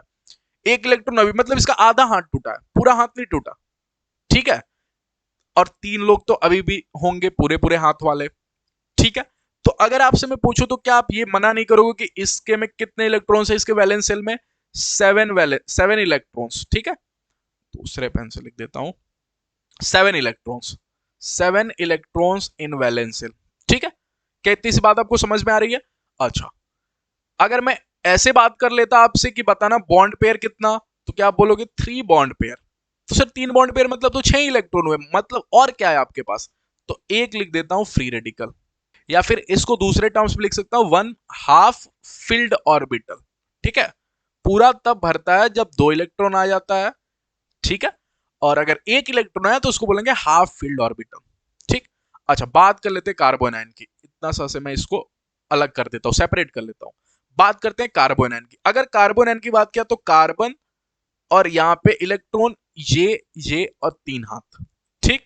तो इसके 3 हाथ तो ऑलरेडी है, और एक हाथ जो टूट गया था उसको किसी ने जोड़ दिया है। एनायन का मतलब क्या होता है कि इसने किसी के घर से बुराइयां चोरी कर ली है, यही हुआ ना। तो इसमें बोलेंगे 8 इलेक्ट्रॉन्स इन वैलेंस शेल। अरे 2 यहां पे, 2 यहां पे, 2 यहां पे, और 2 इसने चुरा लिया, तो 2 इलेक्ट्रॉन इन वैलेंस शेल, ठीक है। क्या ये बात मैं बोल दूं? अच्छा, ऐसी भाषाओं का प्रयोग करूं बॉन्ड पेयर का, तो क्या आप बोलोगे आज के दिन अभी भी 3 बॉन्ड पेयर, 3 बॉन्ड पेयर अभी भी बोलोगे? बट ये तो फुल्ली फिल्ड ऑर्बिटल है, 2 इलेक्ट्रॉन से भर जाता है। तो इसको आप ये भी बोल सकते हो 2 इलेक्ट्रॉन बच गए, मतलब एक लोन पेयर, तो एक लोन पेयर इसको बोल देंगे, ठीक है। आ रही है कहानी आपको समझ में? दिख तो रहा है आपको? मैं थोड़ा साइड हो जाता हूं। हालांकि नोट्स में आपको सभी चीजें मिल ही जाएंगी, तो आपको नहीं भी दिख रहा हो तो कोई प्रॉब्लम नहीं है, ठीक है। अच्छा, नोट में मैंने क्या लिखा है कि carbanion are electron rich but carbon free radical and carbocation electron deficient. इसका मतलब क्या हुआ? अब सोचना, अगर मैं आपसे पूछूं तो क्या आप मेरे को ये बोल दोगे कि ये लोग गरीब लोग हैं इलेक्ट्रॉन के मामले में? सोचो 6 ही है, 8 होने चाहिए थे। इसमें देखो 7 ही है, और इसमें देखो तो 8 है। तो ये इलेक्ट्रॉन के मामले में अमीर लोग हैं कार्बो एनायन, और ये बेचारा गरीब है कार्बोकेटायन। चूंकि इसने बुराइयों को दे दिया, दिया भले बुराई, तो बुराई के मामले में तो गरीब हो गया कार्बोकेटायन, ठीक है। ये भी बेचारा गरीब है, इसने एक ही दिया लेकिन गरीब तो हो गया ना, ये अभी भी अमीर है। तो यही चीज मैंने लिखा हुआ है कि carbanion are electron rich, क्योंकि इलेक्ट्रॉन रिच है, अमीर है, और ये दोनों जो है ना बेचारे, ये गरीब हो चुके हैं, ठीक है। अच्छा, कुछ और होते हैं कार्बन, नाइट्रोजन और बेंजाइन, इन पर अपन सेपरेट चैप्टर ही पढ़ेंगे ऑर्गेनिक केमिस्ट्री में, इनकी बात इस चैप्टर में नहीं होगी। How to compare stability. अब अपन इन कार्बोकेटायन, कार्बोनायन और कार्बन फ्री की स्टेबिलिटी ऑर्डर पे सेट करेंगे दिमाग, ठीक है, कि इनकी स्टेबिलिटी कैसे चेक कर सकते हैं, ठीक। तो दुनिया में 2 प्रकार के ग्रुप बने। अभी पढ़ रहे हैं अपन इंडक्टिव इफेक्ट, तो आपको प्लस आई और माइनस आई दिख रहा है। कल को कुछ देर बाद जाके पढ़ेंगे मिसोमेरिक इफेक्ट, तो प्लस एम और माइनस एम दिखेगा। फिर हाइपर कॉन्जुगेशन पढ़ेंगे तो प्लस एच और माइनस एच दिखेगा, ठीक। तो क्या मैं इतनी सी बात बोल दूं कि जितने प्लस वाले लोग होंगे, चाहे वो प्लस आई हो, चाहे वो प्लस एम हो, चाहे वो प्लस एम हो, प्लस एच हो, प्लस माने क्या? बुराइयों को दे दिया, माइनस मतलब क्या? बुराइयों को ले लिया। तो क्या ईआरजी मतलब electron releasing group, releasing English पे जाना, रिलीजिंग मतलब इसने रिलीज कर दिया, बुराइयों को दे दिया, तो क्या प्लस आई? हाँ। और क्या कुछ देर बाद जाके पढ़ेंगे प्लस एम, हाँ, और कुछ देर बाद जाके पढ़ेंगे प्लस एच, ठीक है। इलेक्ट्रॉन विड्रॉइंग ग्रुप, इसने बुराई को ले लिया, और बुराई को ले लिया तो बनेगा नेगेटिव, नेगेटिव इफेक्ट दिखाएगा, तो क्या माइनस आई। कुछ देर बाद जाके पढ़ेंगे माइनस एम, और फिर कुछ देर बाद जाके पढ़ेंगे माइनस एच, ठीक है। अब मैं जो स्टोरी सेट करता हूं दैट्स वेरी वेरी इंपॉर्टेंट, ठीक। इस डब्बे में रखता हूं इलेक्ट्रॉन रिलीजिंग ग्रुप को। रिलीजिंग मतलब जिसने बुराई दे दी, दे दी मतलब प्लस आई, ठीक है, प्लस आई, या फिर प्लस एम है, या फिर प्लस एच है। इसमें विड्रॉइंग वाले लोग जो बुराइयों को लेते हैं, माइनस आई, माइनस एम और माइनस एच। ठीक है। अच्छा, अगर आपसे मैं बोलूं ये प्लस वाले लोग हैं, ये प्लस वाले लोग हैं, तो एक शब्द का यूज करते हो, इनका साथी कौन होगा, इनका दोस्त कौन होगा? अगर आप पॉजिटिव हो, अगर आप पॉजिटिव हो तो आप कैसे लोगों से दोस्ती करना पसंद करोगे? पॉजिटिव वाले लोग से ना। अरे नेगेटिव वाले लोग से तो आप बिल्कुल दूर रहोगे क्योंकि आप पॉजिटिव हो। तो अगर मैं बोलूं कि इनके सामने मैं कार्बोकेटायन को पेश कर दूं, या फिर कल को ऐसा ही होता है, गरीब ही होता है, कार्बन फ्री रेडिकल, इस दोनों को पेश कर दिया और इसके सामने कार्बो एनायन को पेश कर दिया, तो बताना ये किससे दोस्ती करेगा? ये बोलेगा मैं पॉजिटिव, तो मैं पॉजिटिव वाले से ही दोस्ती करूंगा, मैं इसको भगा दूंगा। मतलब अगर मेरे सामने आप पॉजिटिव वाले को लेके आओगे, कार्बोकेटायन को लेके आओगे, तो मैं इससे दोस्ती करूंगा, मैंने इसकी स्टेबिलिटी को बढ़ा दूंगा। ठीक है। अच्छा, और चूंकि आपने कार्बोएनायन को पेश किया, मैं पॉजिटिव हूं, सामने आपने नेगेटिव को रख दिया, तो मैं स्टेबिलिटी को घटा दूंगा, क्योंकि ये तो मेरा दोस्त नहीं है, दुश्मन है। ठीक है। तो ये बोलेगा अच्छा इधर आओ बेटा, इधर आओ, कार्बोकेटाइन इधर आओ, उसके दोस्त बन रहे थे ना, मेरे तो तुम दुश्मन बनोगे। क्यों? क्योंकि हम लोग माइनस वाले लोग हैं, हम लोग तो प्यार ना नेगेटिव वाले से ही करेंगे। मतलब नेगेटिव वाला चल, तुम उसके में जाके स्टेबिलिटी कम हो रहे थे, हम बढ़ा देंगे। ठीक है, क्योंकि हम नेगेटिव वाले लोग हैं। ठीक। अच्छा, कार्बोकेटाइन या फिर जो इसके साथ होगा वही इस बेचारे के साथ भी होगा, क्योंकि दोनों सेम ही ग्रुप के होते हैं, गरीब लोग। ठीक है। तो ये जो होगी इसकी स्टेबिलिटी घटाएगी। तो अगर इसको केमिस्ट्री की भाषा में समझाता ना, तो बहुत कंफ्यूज होते। स्टोरी बना दिया। क्या स्टोरी बना दिया? पहला स्टोरी क्या सिखाया? बुराई, दे दिया बुराई, बन गया पॉजिटिव, ले लिया बुराई, बन गया नेगेटिव। आम जन की भाषा में बात कर रहे हैं। ठीक है। दूसरी स्टोरी क्या सिखा दी आपको स्टेबिलिटी सिखाने के लिए? कि प्लस का दोस्त हमेशा प्लस होगा, माइनस का दोस्त हमेशा माइनस होगा, प्लस का दो दुश्मन होगा माइनस, और माइनस का प्लस दुश्मन होगा। ठीक है, इतनी सी बात मैंने आपको सिखा दी। अब आगे की स्टोरी पेश करता हूं। कितने लोगों को पता चल गया? कार्बोकेटाइन की स्टेबिलिटी देखनी है, मैंने प्लस की देखनी है, तो प्लस का दोस्त होगा। तो CH3 से पूछो बेटा कौन सा इफेक्ट दिखाते हो? बोलेगा प्लस आई। अच्छा, ये भी प्लस आई, ये भी प्लस आई। अच्छा, इधर देखो, ये भी प्लस आई, ये भी प्लस आई। ठीक है। अच्छा, ये भी देखना प्लस आई, ये भी देखना, इसमें तो कुछ है ही नहीं। अब मेरी डायलॉग सीखना। सर यहाँ तो सभी प्लस आई हैं, सभी के सभी दोस्त ही हैं। तो अगर मैं आपसे एक और डायलॉग पेश करूं, इसमें सिर्फ डायलॉग्स ही होंगे, सिर्फ स्टोरी होगा, मजा आएगा आपको क्लास में। तो अगर मैं आपसे पूछूं, इसके बताना दोस्त तो ठीक है, लेकिन कितने दोस्त? 3। इसके बताना कितने दोस्त? 2। इसके बताना कितने दोस्त? 1। तो सबसे ज्यादा मजबूत कौन होगा? क्या A नंबर? क्योंकि इसके 3 दोस्त हैं। अरे जिसके जितने दोस्त हो उतना ज्यादा मजबूत होगा ना। अगर आप देखोगे स्कूल में, कॉलेज में, अगर एक कोई बच्चा हो, उसके 10-20 दोस्त हो जाए, तो वो तो पूरा ग्रुप में ही रहता है कि अरे मेरा, हमको क्या दिक्कत, मेरे तो 10-20 लड़के यहीं से ही आ जाएंगे फोन करने पे। ठीक है, तो उसको तो कोई दिक्कत ही नहीं होगी। आप सभी को पता है, आम जन की भाषा में बात कर रहा हूँ, बिल्कुल लो लेवल करके। ठीक है। तो अगर इससे पूछूं बेटा तुम खुश हो क्या? बोले बहुत खुश हो। क्यों? 3 दोस्त, कोई दिक्कत होगा क्या मेरे को? नहीं, सबसे ज्यादा मजबूत हूँ, क्लास में सबसे ज्यादा ताकतवर हूँ। इसकी बात सिर्फ 2 ही दोस्त कमजोर, इसके एक दोस्त थोड़ा कमजोर, और इस बेचारे का तो कोई दोस्त ही नहीं है। तो अगर मैं पूछ दूं, मतलब ही नहीं है मुझे क्या पूछा क्या नहीं पूछा, क्या बोल दूं? डी सबसे कमजोर होगा, कोई दोस्त नहीं। सी के पास क्या एक दोस्त है? क्या यहां पे देखो तो इसके पास 2 दोस्त है, सबसे ज्यादा मजबूत तो ए है। सर आपने ऐसा कैसे पता कर लिया कि इनके दोस्त है? क्योंकि अभी अभी बोला प्लस का प्लस दोस्त होगा।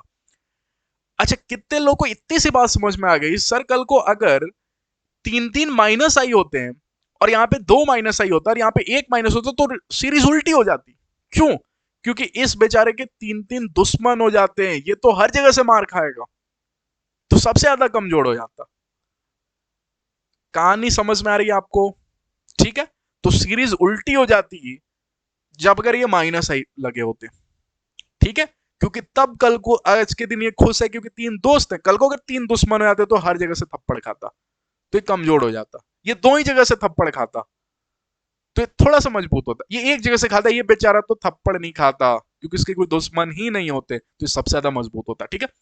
चले, पहला क्वेश्चन था इसलिए टाइमली आप जल्दी जल्दी खटखट करेंगे। ठीक है।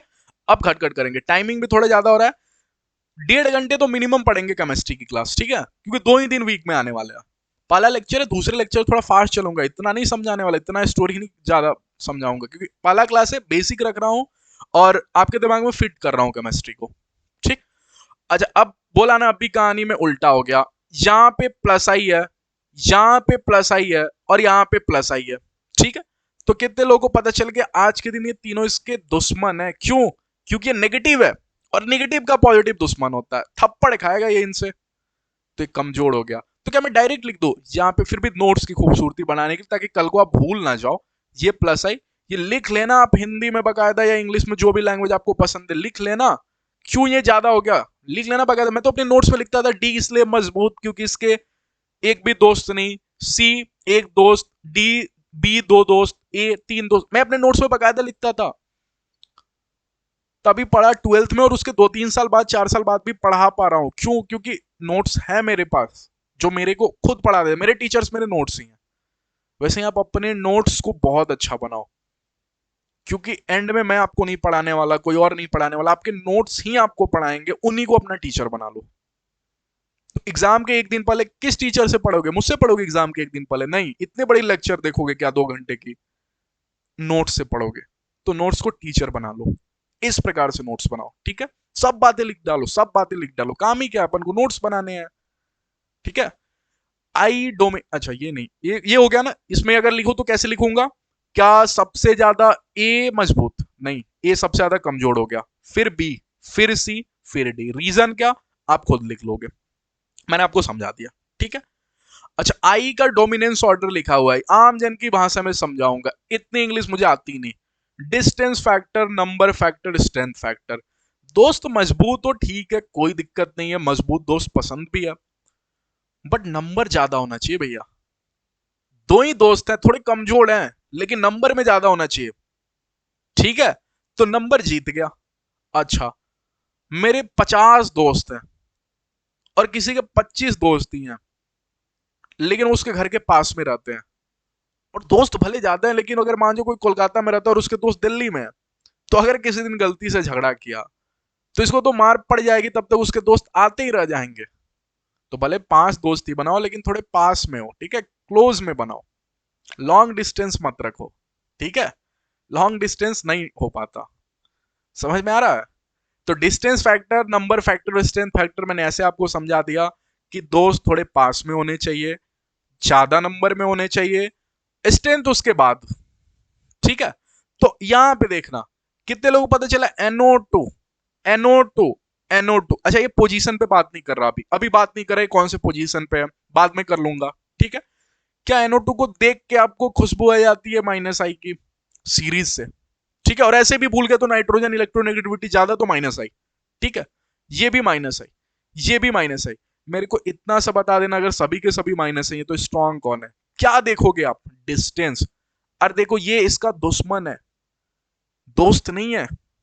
अरे माइनस और प्लस का दुश्मन होता है, दोस्त नहीं होता, अभी अभी सिखाया। तो क्या ये माइनस आई स्ट्रांग होगा? क्यों? क्योंकि इसके पास में है, तो मैं माइनस आई स्ट्रांग लिख दूं। क्यों? क्योंकि इसके पास में, अभी बोला ना डिस्टेंस फैक्टर सबसे ज्यादा काम में आता है, फिर नंबर और फिर स्ट्रेंथ, और भी समझा भी दिया कैसे कि पास में दोस्ती करना, नंबर ज्यादा रखना दोस्तों का, फिर स्ट्रेंथ देखना, मजबूती देखना, ठीक है। ये माइनस आई मीडियम, ठीक। अच्छा, ये माइनस आई वीक। तो इसको पढ़ोगे कैसे? इसको पढ़ते टाइम ऐसे पढ़ोगे कि इसका दुश्मन मजबूत है, तो ये तो कमजोर हो जाएगा, ज्यादा थप्पड़ खाएगा, ज्यादा मार खाएगा, तो ए को सबसे पीछे कर देता हूं। अच्छा, इसकी बात करूं तो ये बीच में होगा, और इस बेचारे का दुश्मन तो है लेकिन बड़ी दूर है, कम ही थप्पड़ खाएगा, ये 50 खाएगा तो 20 ही खाएगा, तो सी अभी भी सबसे मजबूत। तो जरूरत पड़ी क्या केमिस्ट्री की? केमिस्ट्री की जरूरत पड़ी क्या, बताना। तो लोग बोलते हैं केमिस्ट्री बड़ी याद करनी पड़ती, कहाँ याद करनी पड़ती है? डिपेंड करता है समझाने वाला कौन है, ठीक है। तो प्लीज लाइक करना अगर आपको पसंद है तो, अगर पसंद है तो लाइक करना, सपोर्ट करना, अपने दोस्तों के साथ ज्यादा से ज्यादा शेयर करना, ठीक है। चले आगे की बात करता हूं। अच्छा, अब यहाँ पे बच्चा देख के डर गया कि सर यहाँ तो मुझे ग्रुप ही नहीं दिख रहा है, मन की आंखों से देखोगे तब तो दिखेगा ना, ठीक है। क्या ये कार्बन है? मैंने बोलता हूँ कार्बन बहुत बहुत ही चालाक होते हैं ऑर्गेनिक केमिस्ट्री वाले लोग, कार्बन को छुपा देते हैं। वो बोलते हैं कार्बन को मत लिखना, क्योंकि अपनी केमिस्ट्री कार्बन के नाम से, तो उसको क्यों लिखना बार बार, ठीक है। तो ये भी कार्बन की फील आई अल्काइल ग्रुप की, इसमें भी फील आई, इसमें भी फील आई। अच्छा एल्काइलिक ग्रुप कौन से नेचर के होते हैं? प्लस आई, तो ये प्लस आई प्लस आई प्लस आई, अरे मिल गया तीन दोस्त इसके, प्लस का प्लस दोस्त होता है। अच्छा इसके दो ही तरफ से मिला प्लस आई, इधर से मिला इधर से, तो इसके दो दोस्त, इस बेचारे के सिर्फ एक दोस्त। तो कितने लोग लिखते ही बता देंगे ए सबसे ज्यादा, फिर बी, फिर सी। कोई जरूरत पड़ी क्या केमिस्ट्री की? नहीं ना, आगे मूव कर जाता हूं। ठीक है, NO2 और फ्लोरीन में मजबूत कौन? NO2 या फ्लोरीन? अब सीरीज, सीरीज याद होनी चाहिए। आज के दिन नहीं याद है तो एक सेकंड के लिए देख लेता हूं। NO2 फिर फ्लोरीन है। NO2 बोला था सबसे ज्यादा, याद रखना, याद रखने वाले में स्टार इसलिए बनाया था, यही सब क्वेश्चन में दिखेगा आपको। कहां गया NO2? तो NO2 क्या स्ट्रॉन्ग कर दूं? अच्छा ये माइनस आई होता था, तो ये क्या माइनस आई स्ट्रॉन्ग हो गया? हाँ। ये क्या माइनस आई वीक हो गया? तो बताना दोस्त है कि दुश्मन? बस इतना सा चेक कर लेना, क्या दोस्त है? अरे माइनस का माइनस आई दोस्त होगा, मदद करेगा इसकी। ठीक है, तो यहां इस बेचारे को सबसे ज्यादा मस्ती होगी क्योंकि दोस्त मिल गया मजबूत वाला। तो क्या ए और फिर बी, और वही सोचो प्लस होता तो सीरीज उल्टी हो जाती। ठीक है, अच्छा यहां पे देखो तो, अच्छा ये CS3 CD3 और CT3 वाले लोग आ गए। बताना ये तो प्लस आई, ये भी प्लस आई और ये भी प्लस आई। बच्चा भूल गया लेकिन उसको बॉन्ड लेंथ याद है कि हाइड्रोजन की बॉन्ड लेंथ सबसे ज्यादा होती है। तो सोचो हाइड्रोजन की बॉन्ड लेंथ सबसे ज्यादा तो बॉन्ड डिस्टेंस सबसे कमजोर, तो बॉन्ड डिस्टेंस डायरेक्टली प्रोपोर्शनल होता है तब इंडक्टिव फिट के। तो ये क्या प्लस आई सबसे वीक होगा, और ये क्या प्लस आई सबसे ज्यादा मीडियम, मीडियम बोल दो क्योंकि तीन लोग हैं, और यहां पे बोल दो प्लस आई सबसे ज्यादा स्ट्रॉन्ग। तो बताना दोस्त है कि क्या है? क्या दोस्त है? तो क्या सी जीत गया, बी, फिर ए। तो कहानी समझ में आई आपको? आगे मूव करते हैं। ठीक है, अच्छा अब तो आ गया अपना हाइब्रिडाइजेशन वाला। क्यों? क्योंकि तीनों बॉन्ड अलग अलग नेचर के। ठीक है, तीनों बॉन्ड अलग अलग नेचर के। तो बताना क्या sp हाइब्रिडेशन बोलने से बिल्कुल नहीं डरोगे? अरे हाइब्रिडेशन सीख गए ना, थोड़ा बहुत काम चलाने भर का तो सिखा ही दिया हूं। sp2 और sp3, ठीक है। परसेंटेज एस कैरेक्टर ज्यादा, गाने की तरह याद होनी चाहिए। परसेंटेज एस ज्यादा, ज्यादा इलेक्ट्रॉन्स एस में खींच लेगा माने इलेक्ट्रोनेगेटिविटी ज्यादा, इलेक्ट्रोनेगेटिविटी ज्यादा माने माइनस आई ज्यादा। तो क्या बताना ये आज के दिन माइनस आई स्ट्रॉन्ग तो नहीं है? हाँ। क्या ये माइनस आई मीडियम तो नहीं? एग्जाम में बैठे ऐसे सोच रहे हैं, याद करने की जरूरत नहीं है। क्या ये माइनस आई सबसे ज्यादा वीक है? अब बताना माइनस, माइनस का दोस्त होता है कि क्या होता है? दोस्त होता है ना, तो सबसे ज्यादा मजबूत तो ये है। तो क्या ए, फिर बी और फिर सी बोलते टाइम बिल्कुल नहीं चूकूंगा। बहुत इजी है। ठीक है, आगे मूव करते हैं। ऐसे क्वेश्चंस आपके एग्जाम में देखे जाएंगे, ऐसे क्वेश्चन आपके एग्जाम में देखे जाएंगे। ये नहीं पूछेगा एसिडिक स्ट्रेंथ और बेसिक स्ट्रेंथ पूछेगा, जस्ट यही है। बस कॉन्सेप्ट सीख जाना है, एसिड कब बेस कब, ये मैं आपको नेक्स्ट क्लास में सिखा दूंगा। ये सीख लिया, पूरी जीओसी आ गई, क्योंकि एसिडिक स्ट्रेंथ बेसिक स्ट्रेंथ यही है, इससे ज्यादा कुछ नहीं है। वो मैं आपको सिखा दूंगा कैसे, यही है। ठीक है, NO2, CN और फ्लोरीन तीनों के तीनों क्या माइनस आई है। अब माइनस आई बताना, NO2 तो सबसे ज्यादा स्ट्रांग होता था। सीरीज नहीं याद है तो एक सेकंड के लिए मैं सीरीज देख लेता हूं। ठीक है, CN NO2 के बाद होता था CN। बार बार सीरीज देखोगे, बार बार ऑब्जर्व करोगे, इसको लिख के सामने केमिस्ट्री सारी दीवालों पे लिख के चिपका देना, केमिस्ट्री बार बार सुबह उठ के इसको देखते रहना। ठीक है, तो CN, ठीक, CN कहां गया? यहां पे क्वेश्चन कहां गया? यहां पे है। तो ये क्या माइनस आई मीडियम, ठीक है। अच्छा, और यहां पे देखो तो ये माइनस आई वीक हो गया। तो कितने लोगों को पता? दोस्त या कुछ नहीं बोलूंगा, बस लिखूंगा। आपको सोच जाना है क्यों, रीजन बता देना है, जैसे पढ़ाया वैसे ही बता देना है कमेंट सेक्शन में। क्या मैं लिख दू ABC, reason mention in comment section, please mention in comment section. ठीक है, प्लीज, जैसे समझाया उसी लैंग्वेज में मेंशन करना है। मुझे थ्योरी नहीं मतलब है क्यों माइनस आई सर ज्यादा है इसलिए एनायन की स्टेबिलिटी बढ़ाता है, ऐसे नहीं, जैसे बोला जैसे समझाया वैसे ही। ठीक है, चलिए आगे बढ़ता हूं, इसकी बात कर लेता हूं। ये थोड़ा डरावना है क्या? नहीं, बिल्कुल डरावना नहीं है। यहां पे देखो तो क्या देखूंगा? अरे देख लो एक सेकंड के लिए, बॉन्ड का डिफरेंस है क्या? हाँ, sp तो नहीं है। इसकी बात कर लेता हूं, इसको डब्बे को खोल के, गोल को खोल के देख लेता हूं। तो यहां डबल बॉन्ड आएगा, यहां डबल बॉन्ड आएगा। तो एक, दो, अच्छा एक, दो और दो यहां पे खा गया होगा। अरे इसको अगर खोलोगे तो ये डबल बॉन्ड ऐसे आएगा ना, डबल बॉन्ड फिर डबल बॉन्ड फिर डबल बॉन्ड ऐसे आएगा। तो इस कार्बन के अगर हाइब्रिडेशन देखोगे तो चार हाथ होते, एक हाथ यहाँ पे, एक हाथ यहाँ पे, एक हाथ यहाँ पे, तीन तीन बने sp2। इसकी बात कर लो तो एक हाथ यहाँ पे, एक हाथ यहाँ पे, दो हाथ कार्बन को दे दिया, चार हाथ बने sp3। ठीक है, आ रही कहानी समझ में? अच्छा, इसकी बात कर लेता हूं, इस कार्बन की बात कर लेता हूं, क्योंकि यहीं से डिफरेंस नजर आ रहा है, यहां तक तो सेम है, तो ये तो हो गया आपको sp2, ठीक है, हाँ 2। और इसकी बात कर लेता हूं तो sp3, ठीक है। तो मैंने बोला था डायरेक्ट गाने की तरह याद रखना, क्या यहाँ पे परसेंटेज देखोगे, परसेंटेज ज्यादा माने इलेक्ट्रोनेगेटिविटी ज्यादा, माने माइनस आई ज्यादा तो प्लस आई कम, माने जिसकी परसेंटेज एस ज्यादा, यहाँ पे लिख देता हूं, जिसकी परसेंटेज एस कैरेक्टर ज्यादा, परसेंटेज एस कैरेक्टर ज्यादा, ठीक है, जिसकी परसेंटेज कैरेक्टर ज्यादा उसका प्लस आई कैसा, क्या परसेंटेज ज्यादा माने इलेक्ट्रोनेगेटिविटी ज्यादा माने माइनस आई ज्यादा तो प्लस आई तो कम।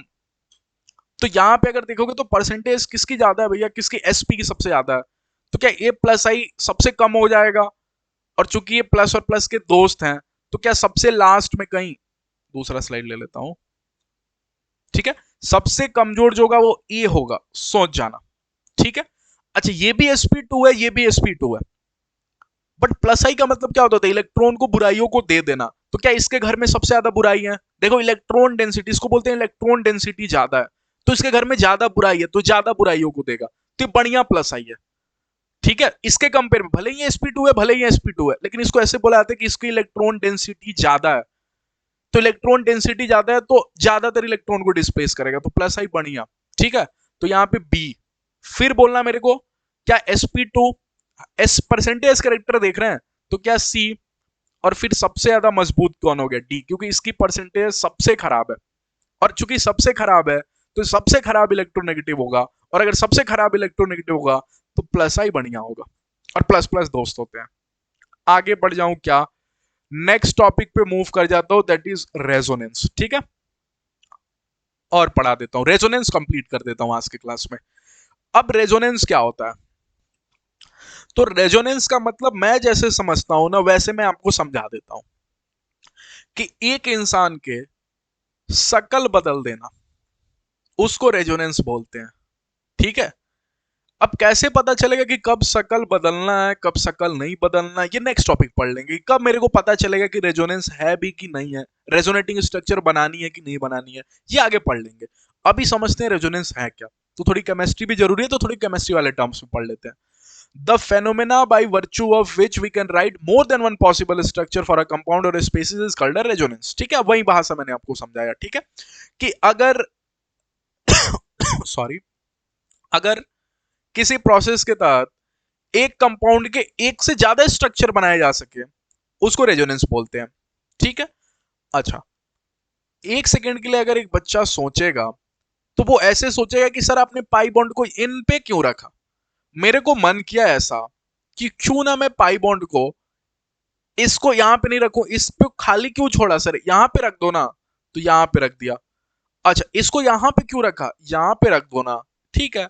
इसको यहां पे क्यों रखा सर, इसको यहां पे रख दो ना, तो सर ये क्या बेंजीन नहीं बोला जाएगा, कुछ और हो जाएगा क्या, नहीं ये भी बेंजीन ही होगा। तो दोनों बच्चे लड़ गए, उसने बोला ये सही है, इसने बोला ये सही है, टीचर के पास गए, मेरे पास, और मैंने बोला दोनों सही है, दोनों ही बेंजीन है। फिर फर्क क्या है सर, स्ट्रक्चर ड्रॉ में, इसका स्ट्रक्चर कुछ अलग है, इसका स्ट्रक्चर कुछ अलग है, तो सर इसको तो आइसोमर्स बोलते हैं, आइसोमर्स, वो अलग होता है, ये अलग होता है, ठीक है, अलग होता है ये। इसमें अगर देखोगे तो ये वाले बॉन्ड को मैंने शिफ्ट किया, ठीक है, ध्यान से देखना, ये वाले बॉन्ड को मैंने शिफ्ट किया, और इनमें जो बॉन्ड होता है ये कहीं पाई इलेक्ट्रॉन तो नहीं बोला जाता, तो इसलिए दूसरी लाइन में लिखा है delocalization of pi electron in the molecule is called resonance. तो और लगा के मैंने यही लिखा कि मैं एक मॉलिक्यूल में ना पाई इलेक्ट्रॉन को घुमा रहा हूं, अरे देखो पहले पाई इलेक्ट्रॉन यहां पे था, अब यहां पे आ गया, यहां पे था, यहां पे आ गया, पाई इलेक्ट्रॉन को घुमा रहा हूं, तो ये पाई इलेक्ट्रॉन को घुमाना is nothing but a resonance, ठीक है, इस प्रोसेस को बोलते हैं रेजोनेंस, और ये जो दोनों स्ट्रक्चर बन गए इनको बोलते हैं रेजोनेटिंग या फिर कैनोनिकल स्ट्रक्चर, ठीक है।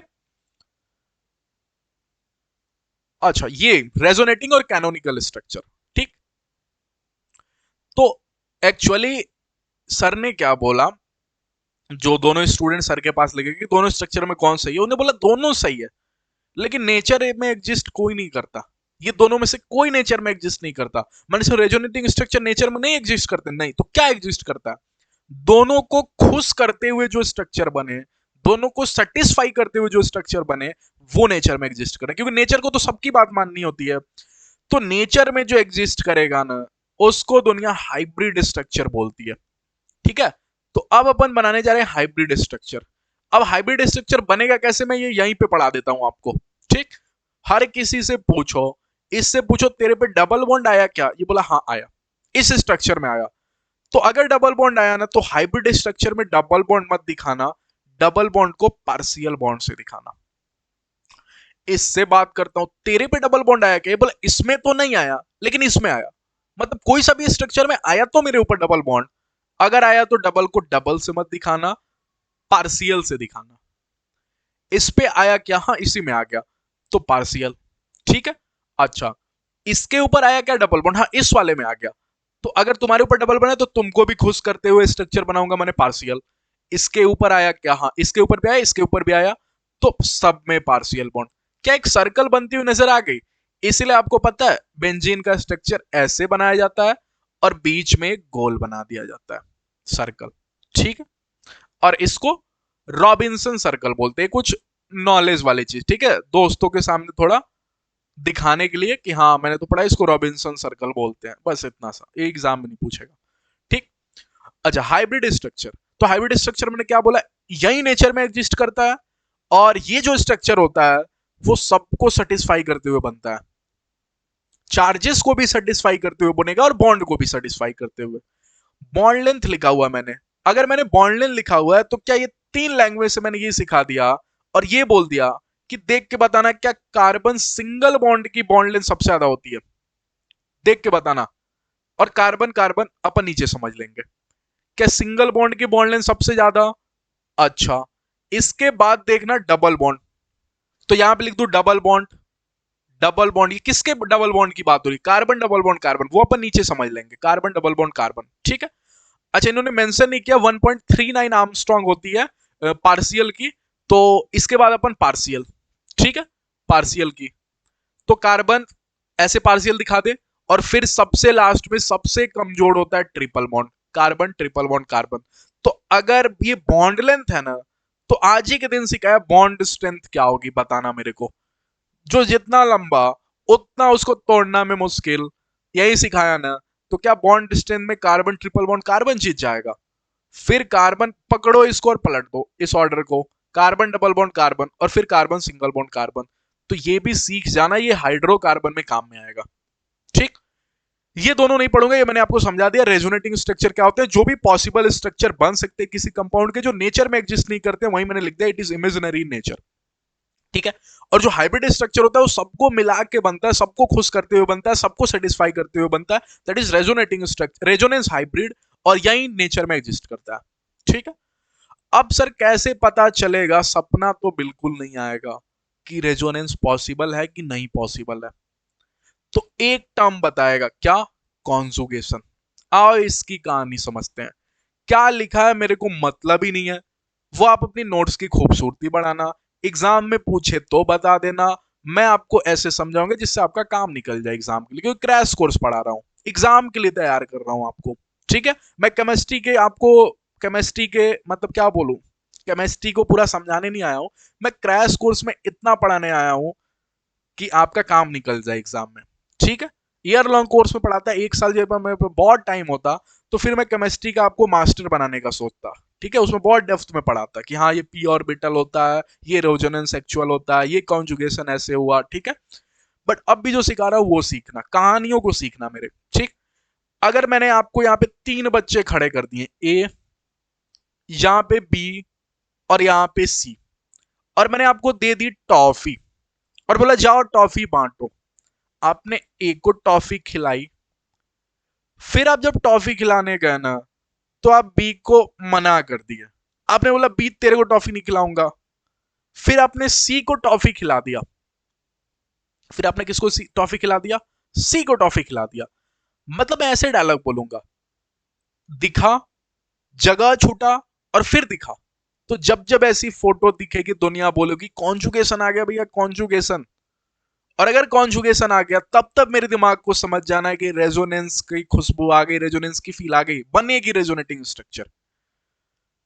अब ये जो टॉफी होगा वो क्या क्या होगा ये मैं आपको दिखा देता हूं, ठीक है।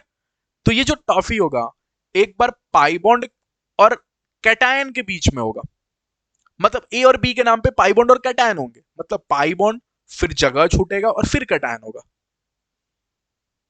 ए को टॉफी खिलाई जाएगी, बी को छोड़ दी जाएगी, फिर सी को खिलाई जाएगी, ठीक है।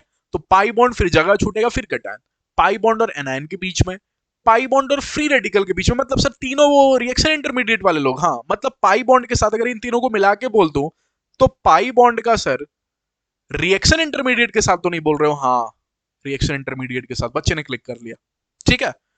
पाई बॉन्ड का खुद में ही पाई बॉन्ड के साथ कॉन्जुगेशन, और ये दोनों इंपॉर्टेंट नहीं है, ठीक है, फिर भी आप देख लेना लोन पेयर और वेकेंट डी ऑर्बिटल के ऊपर, लोन पेयर और वेकेंट पी ऑर्बिटल के ऊपर, चार तक इंपॉर्टेंट और यहीं तक अपन पढ़ेंगे और सीखेंगे, ठीक है।